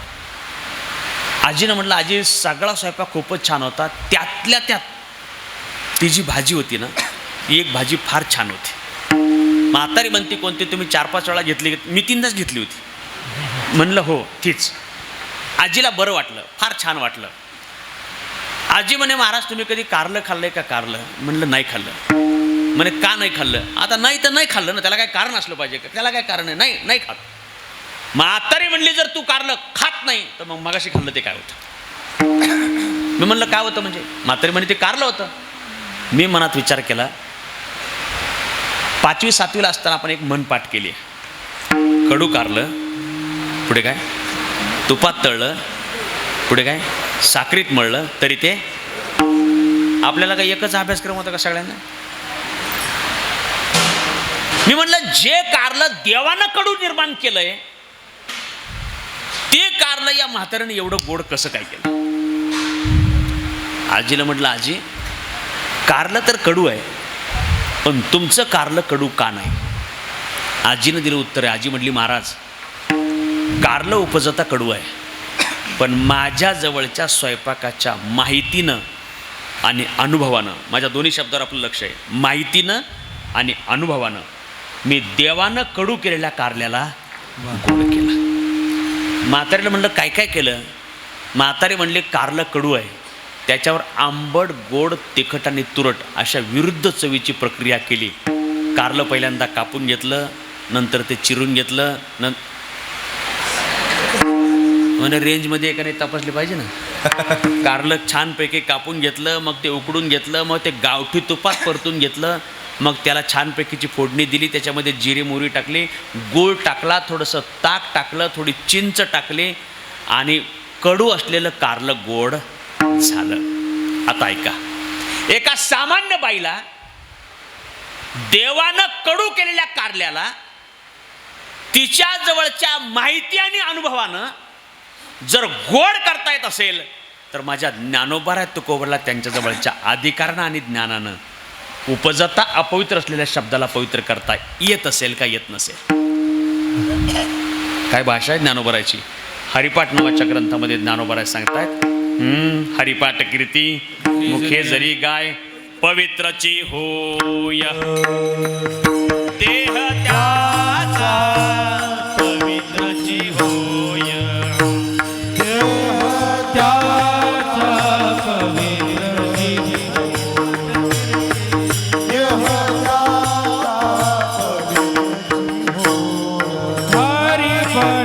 कीर्ती मुखी जरी गाय हरिपाठ कीर्ती मुखी जरी गाय हरिपाठ कीर्ती मुखी जरी गाय हरिपाठ कीर्ती मुखी जरी गाय पवित्र जीवोय देह जाग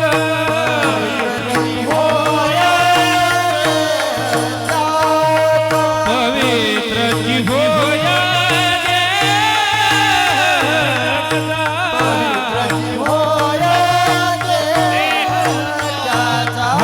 हरिमुखे मना हरिमुखे मना हरिमुखे मना हरिमुखे मना हरिमुखे मना हरिमुखे मना हरिमुखे मना हरिमुखे मना पवित्रची होय देह त्याचा. चकार वापरला ज्ञानोबराने ते म्हणतात पवित्रच होईल त्याचा देह. कोणाचा? हरिपाठ कीर्ती मुखे तरी गाय. तरी हरिपाठानंतर पवित्रच होईल असा विश्वास खात्री देतात. याचा अर्थ हरिपाठाच्या अगोदर तो कसा असेल? नाही. अपवित्र शरीर ऐसे तो अगोदर अपवित्र, हरिपाठानंतर मग देह कसा होईल? पवित्र तो देह. पवित्र तो देह. ज्याचा देह पवित्र त्यांची वाणी पवित्र. वाणी पुण्यवंत. एखादा माणूस सदोदित 12 वर्ष खोटंच बोलला नाही तर तो जे बोलेल ते काय होतं? खरं. त्याला वाचा सिद्धी येते. आपल्याकडे वेळेची मर्यादा आहे. सद्गुरू जोग महाराज आळंदीला जाण्याच्या पूर्वी पैलवान होते. अहिल्यानगर जिल्ह्यातल्या राहुरी तालुक्यामध्ये त्यांची भेट सद्गुरू गंगागिरीजी महाराजांच्या बरोबर झाली आणि गंगागिरीजी महाराजांनी उपदेश केला. तिथपासून पुढे त्याने पैलवानकी कुस्ती सोडली आणि त्यांनी सगळं तिथमुडचं आयुष्य कुठे केलं? ज्ञानोबाराच्या चरणी समर्पित केलं. एका वाक्यात त्यांच्या जीवनामध्ये झालेला आमूलाग्र बदल, तिथपासून पुढे संस्थेच्या माध्यमातून सगळ्या वारकरी परंपरेमध्ये झालेला आमूलाग्र बदल कोणामुळे झाला? वाणी पुण्यवंत. आपण ज्यांच्या आश्रमामध्ये बसलेलो आहोत,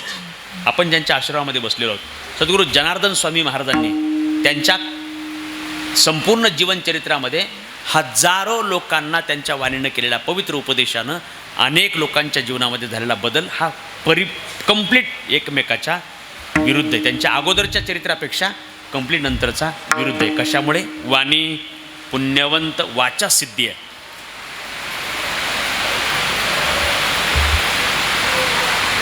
आमच्याकडे आपल्या गावाच्या जवळ सद्गुरू सुभाषपुरीजी महाराज आहेत. कळसला लगेच सुभाषपुरीजी महाराजांची मोठी टेकडी. बाबांना माहिती आहे, त्यांनी त्यांचं प्रत्यक्ष दर्शन घेतलेलं आहे. ब्रह्मलीन सद्गुरू सुभाषपुरीजी महाराज त्यांच्या बोलण्यानं, त्यांच्या सानिध्यानं, सहवासानं, त्यांच्या आशीर्वादानं अनेकांच्या जीवनामध्ये बदल झालेला आहे. फक्त कशाने? सानिध्य सहवासाने. याचा अर्थ काय? वाचा सिद्धी. त्याने आशीर्वाद दिला, माणसांच्या जीवनामध्ये बदल झाला. गुरुवर्य तात्या इथे बसलेले आहेत आणि आमचे शरदराव इथे बसलेले आहेत. त्र्यंबकेश्वरचे शरदराव इथे बसलेले आहेत. केवळ तात्यांच्या आशीर्वादाच्यामुळे अगदी एका वाक्यात त्यांच्यामध्ये आमूलाग्र अशा स्वरूपाचा बदल झालेला आहे. कशामुळे? वाणी पुण्यवंत. एखादा माणूस सदोदित 12 वर्ष खोटं बोलला नाही तर जे बोलतो ते खरं होतं. वाणी पुण्यवंत. ज्यांचा देह आणि वाणी पवित्र आहे त्यांच्या नावाचं चिंतन केलं की आपल्या जीवनामध्ये कळत नकळत केलेल्या सगळ्या प्रकारच्या दोषाची निवृत्ती होते. दयाच्या चिंतने तरतील दोषी, दयाच्या चिंतने तरतील दोषी, दयाच्या चिंतने करतील दोषी, दयाच्या चिंतने करतील दोषी. दयाच्या चिंतने तरतील दोषी, दयाच्या चिंतने तरतील दोषी, दयाच्या चिंतने करतील दोषी, दयाच्या चिंतने करतील दोषी. जळतील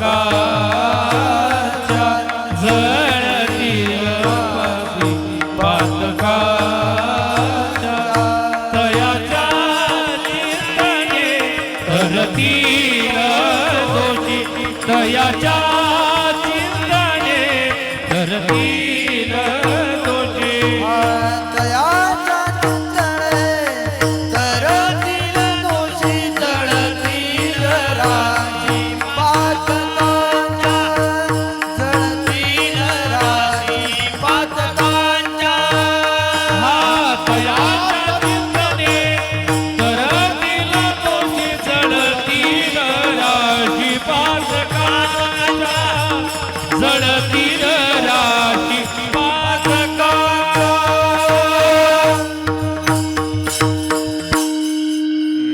तयाच्या चिंतने तरतील दोषी जळतील राशी पातकांच्या. देवाच्या नावाचं चिंतन केलं तर आपल्याला फळ माहिती आहे. नामसंकीर्तन साधन पै सोपे जळतील पापे जन्मांतरीची. तेच चिंतन साधूच्या नावाच्या स्मरणात. तयाच्या चिंतने तरतील दोषी. कोणाच्या चिंतनानं? ज्यांचा देह पवित्र आहे, ज्यांची वाणी पवित्र आहे, त्यांच्या नावाचं चिंतन केलं तर पुण्यवंत व्हावे. ज्ञानदेव म्हणता माया गेली समूळ विलया किंवा तुकाराम तुकाराम नाम घेता कापे यम. नाशिक जिल्ह्यामध्ये विशेष करून हरिपाठ संपला की शेवटी एक अभंग म्हणतात 3 अक्षरे निवृत्ती. निवृत्तीनाथ महाराज, ज्ञानोबाराय, सोपान काका, मुक्ताई यांच्यात नावाचं चिंतन केलं की आपल्या जीवनामध्ये काय काय अधिकार आपल्याला मिळतो त्याचं चिंतन त्या अभंगामध्ये आपल्याला सगळ्यांना पाहायला मिळतंय. वारकरी मंडळी काकडा संपला की आंधळा पांगळा सुरू करायच्या अगोदर भजन म्हणतात. निवृत्ती ज्ञानदेव सोपान मुक्ताबाईचा अंग बोधला शेक मम सावतामाळी गोरा कुंभार जणाबाई मीराबाई बहिणाबाई एकनाथनामध्ये तुकाराम निळोबा. का बरं म्हणतात भजन? पुण्यवंत व्हावे घेता सज्जनांची. तयाच्या चिंतने तरतील दोषी. याच्या करता काय करतात? या साधूच्या संतांच्या नावाचं चिंतन करतात. महाराज म्हणतात ज्यांचा देह पवित्र आहे, ज्यांची वाणी पवित्र आहे, त्यांच्या नावाचं चिंतन केलं. जशी पाप जातात, दोष जातात, कळत नकळत केलेले दोष जातात, तसं त्यांची प्रत्यक्ष सेवा घडली तर देवैची रज चरणीची माती धावत चालते मागे मागे. त्यांची जर प्रत्यक्ष सेवा घडली ना तर देव. हे बघा, तुकोबराचं चरित्र आपल्या सगळ्यांना माहिती आहे. प्रत्येक युगात देवाबरोबर आले आणि प्रत्येक अवतारामध्ये देवाचं भजनच केलं. किती केलं? एका वाक्यात ते म्हणतात फक्त जांभई शिंक आणि खोकला आला तेवढा वेळ नाही केलं, उरलेला सगळा वेळ केलं. शिंक जांभई खोकला इतका काय वेळ तेवढाच फक्त वेळ केला, उरलेला वेळ काय केलंय? गोविंद गोविंद मना लागलिया दिनरजनी गोविंद दिनरजनी हाची धंदा गोविंदाचे. हे रात्र न कळे दिवस न कळे सदा सर्व काळ देवाचं काय केलं? भजन केलं. श्वास थांबला, थांबवला, जीभ धरली, रोमातून काय केलंय? देवाचं भजन. विठ्ठल ध्वनी. याचा अर्थ काय? ज्या तुकोबरानं अहोरात्र देवाचं भजन केलं. ही सगळी वारकरी मंडळी हे प्रमाण सांगत होती भजना करता. रात्र न कळे दिवस न कळे. आता मात्र कशा करता? कीर्तनात बसून सुद्धा रात्र न कळे दिवस न कळे. त्यांना काही काही लोकांना काय वाटतंय? आपण पुढच्या चाडूशाला मोबाईल धरला, याला काय कळतंय? हे एवढ्या लांब आहे बाळासाहेब.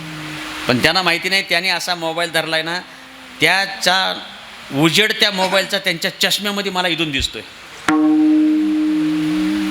आता धरलाय ना बरोबर. आता लगेच चष्मा काढू नका, इकडे पहा, जाऊ द्या. ज्या तुकोबरानं अहोरात्र देवाचं भजन केलं त्यांची पत्नी होण्याचं भाग्य लाभलेलं आहे. जिजाईनं देवाचं भजन नाही केलं.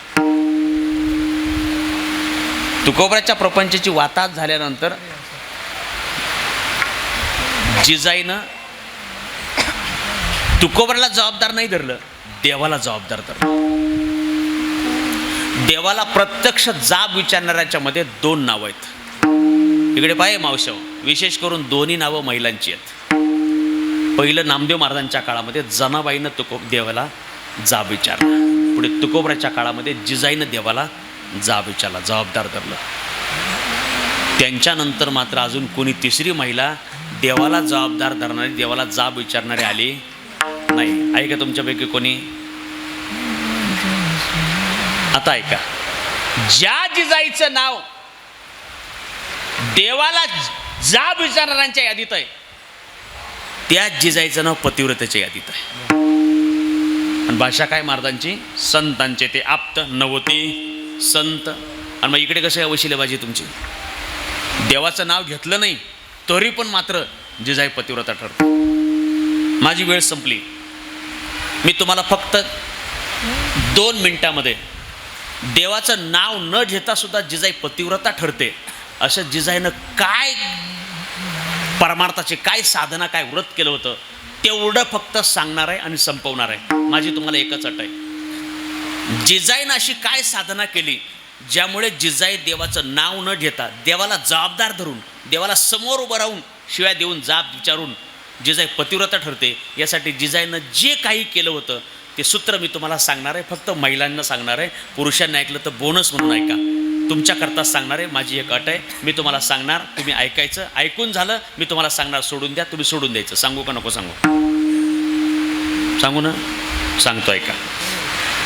देवाचं नाव न घेणाऱ्या जिजाईनं आयुष्यभर परमार्थ करताना साधना करताना एकच सूत्र ठेवलं, आपला पती हाच आपला परमेश्वर आहे असं मानून तुकोबरा जिथं असतील तिथे आणि जसे असतील तसे त्यांना जीव घातल्याशिवाय जिजाईनं जेवण केलं नाही. ऐकलं ना? ऐकलं? द्या सोडून. नाथ बाबा त्यांनी सांगितलं सोडूनच दिलंय म्हणून इथवर आलोय. आणि त्यांना जीव घातल्याशिवाय जेवायचं नाही असा नियम केला असता तर 2-2 दिवस जेवायला मिळालं तेव्हा त्या नसतं म्हणते. याचा अर्थ तुम्ही 2-2 दिवस नीट घरी जात.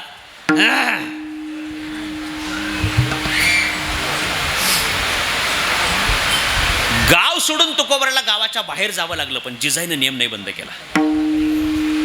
जिजाई तिथे सुद्धा कोपला पाटील गावीचे हे लोक आता मज भीक कोण घाली. तुकोबरा भंडारा भामचंद्र घोरडेश्वर डोंगरावर गेले पण जिजाईने नियम नाही बंद केला. एका दिवशीचा प्रसंग, जिजाई भंडारा डोंगरावर चाललेला आहे. कसं काय चाललं आपल्याला माहिती, सगळी कथा मला काय सांगायची नाही. त्या वाटेनं जाताना त्या वातीचं विठ्ठल ध्वनी ऐकायला म्हणून त्या वाटेनं चालल्यात. आपला पती परमेश्वर आहे, त्याची शिदोरी आपल्या डोक्यावर आहे. आपल्या पती परमेश्वराची शिदोरी पाणी भाकरी डोक्यावर आहे. याचा अर्थ जिजाईच्या पायात चपला होत्या का नव्हत्या? नव्हत्या. नक्की लॉक करू? नव्हत्या. आपण फक्त ऐकायचं. आपल्या पतीची शिदोरी घेऊन जाणाऱ्या जिजाईच्या पायात चपला नव्हत्या. आपण सगळ्यांनी फक्त ऐकायचं. जीन्स पॅन्टवाल्यांना विनंती विशेष करून, आपल्या घरची जिजाई चपला घालून वाढायला आली तरी गप. मी गप जेवायचं म्हणणार होतो, बाबा म्हणले गप गिळायचं.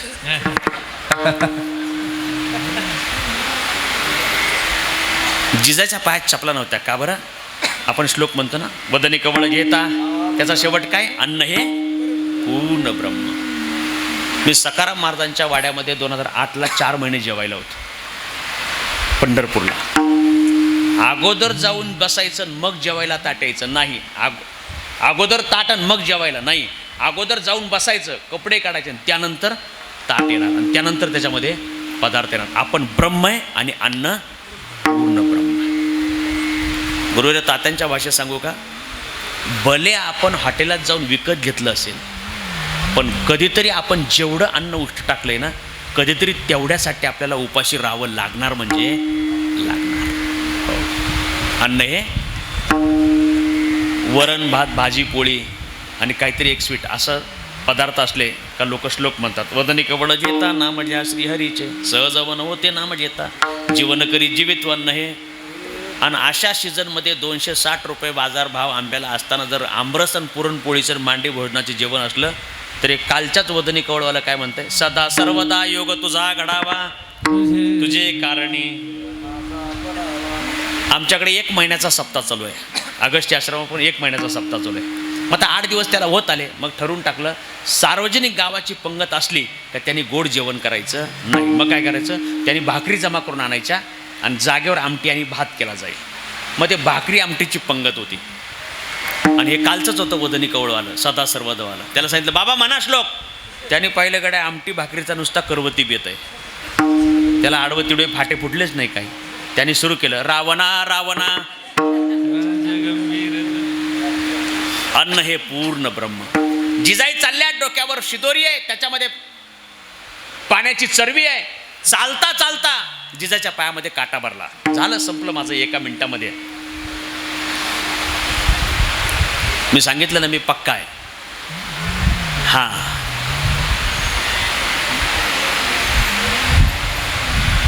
पुढचं पाऊल टाकता येईना. एक 10-12 वर्षाचं पोरगं पळत आलं. त्यानं जिजाच्या डोक्यावरची पाटी उतरून खाली घेतली. जिजाला खाली बसवलं. आपल्या खांद्यावरची काठी कांबळी बाजूला ठेवली. जिजाचा पाय आपल्या हातामध्ये घेतला. चमत्कार झाला.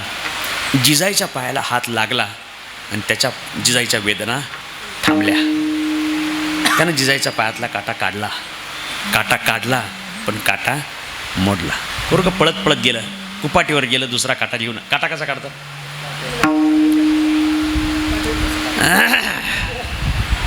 काटा कसा काढतात? ज्या म्हातारीनं आल्या आल्या सासू म्हणून फार त्रास दिला, तिचा म्हातारपणाला काट्यानं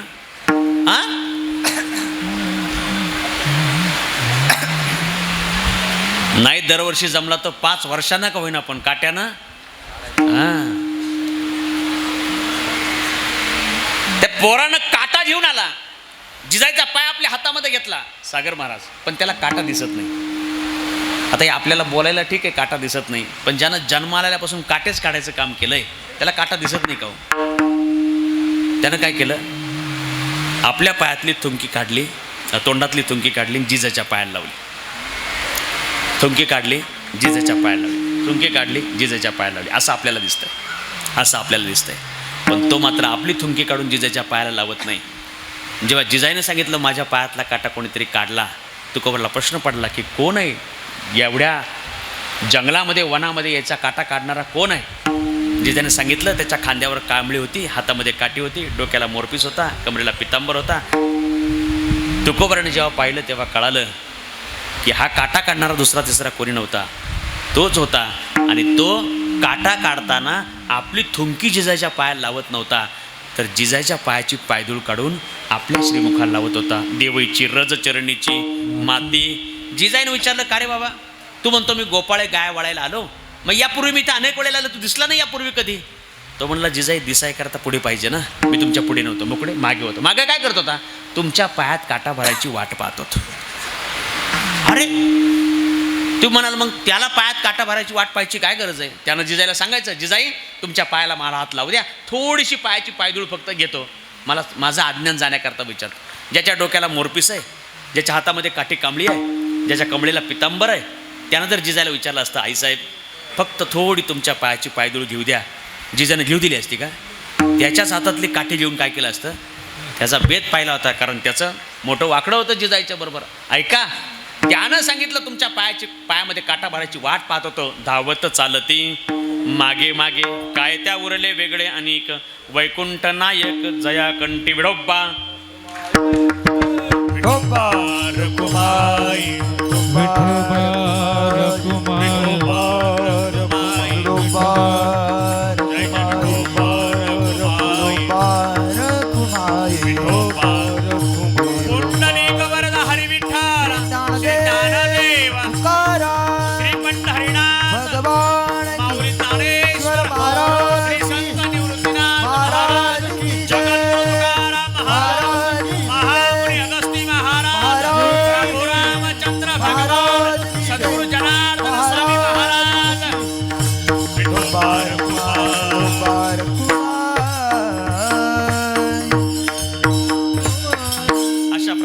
देव अशा प्रकारचा भक्त आणि अशा प्रकारचं नाम, याचा त्रिवेणी संगम आपल्या सर्वांच्या जीवनामध्ये असला पाहिजे, असा आग्रह तुकोबराय करता. शेवट तुका माने देव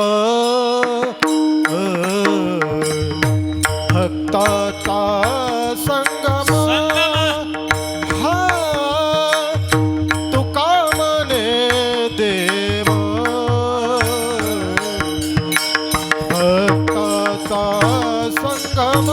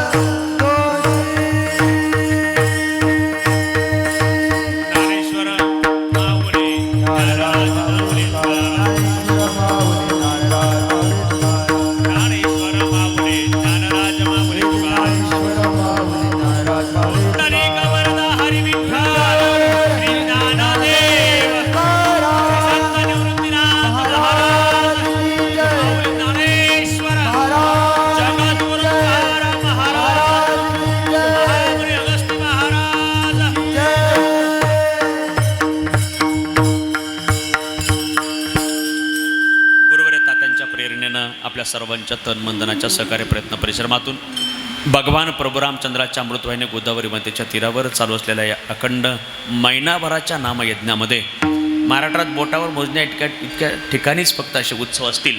त्यातला हा गुरुवर्य तात्यांच्या प्रेरणेनं या ठिकाणी होत असलेला उत्सव आहे. अत्यंत पवित्र काळात आहे, अत्यंत पवित्र जागेत त्या ठिकाणी आहे. आपल्या सगळ्यांचं भाग्य की त्यांच्या निमित्तानं आपल्या ठिकाणी चिंतन घडतं आहे. त्यांच्याने आपल्या सर्वांच्या प्रतिकृती व्यक्त करतो. गुरुवर्य तात्यांना आरोग्यपूर्ण आनंदी अशा स्वरूपाचं सतायुष्य आयुष्य मिळो अशी प्रार्थना श्री संत निवृत्तीनाथ महाराजांच्या प्रभू रामचंद्राच्या चरणी महामुनी अगस्तीबांच्या चरणी या ठिकाणी करतो आणि वाक् विराम देतो. जे चुकीचं आहे ते खात्रीनं माझंच आहे. एखादा वाक्य एखादा शब्द बरोबर असेल निश्चितपणे साधू संतांचा श्री गुरुचा वाटला असा आपला बरोबर समर्पित अशा प्रकारची भावना व्यक्त करतो. खरं म्हणजे आपल्या सर्वांच्या समोर बोलावं एवढा मोठा अधिकार निश्चितपणे त्या ठिकाणी नाही.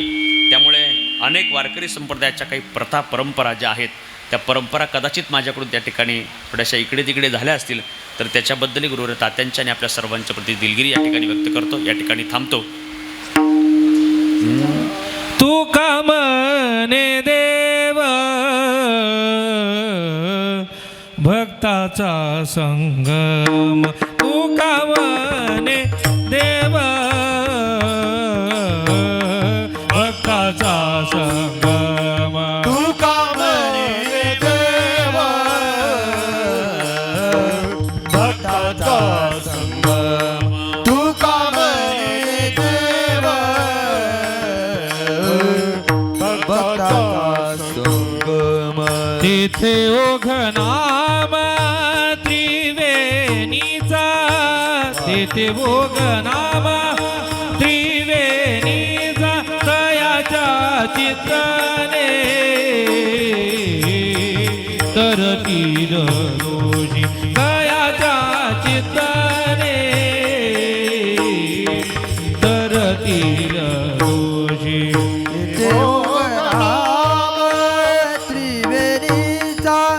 तिथे उगराम त्रिवेणीचा तयाच्या चिंतने तरतील दोषी तयाच्या चिंतने तरतील दोषी तयाच्या चिंतन तरतील दोषी, जळतील राशी पातकांच्या, जळतील राशी पातकांच्या, जळतील राशी पातकांच्या. तयाच्या चिंतने करतील दोषी, जळतील राशी पातका, जळतील राशी पातका, जळतील राशी पातका.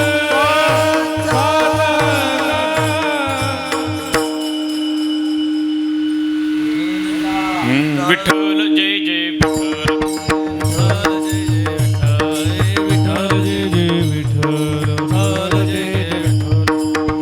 धन्य धन्य निवृत्ती देवा काय महिमा वर्णावा, शिवे अवतार करुण केल त्रैलोक्य पावन. समाधी त्र्यंबक शिखरी मागे शोभे ब्रह्मगिरी.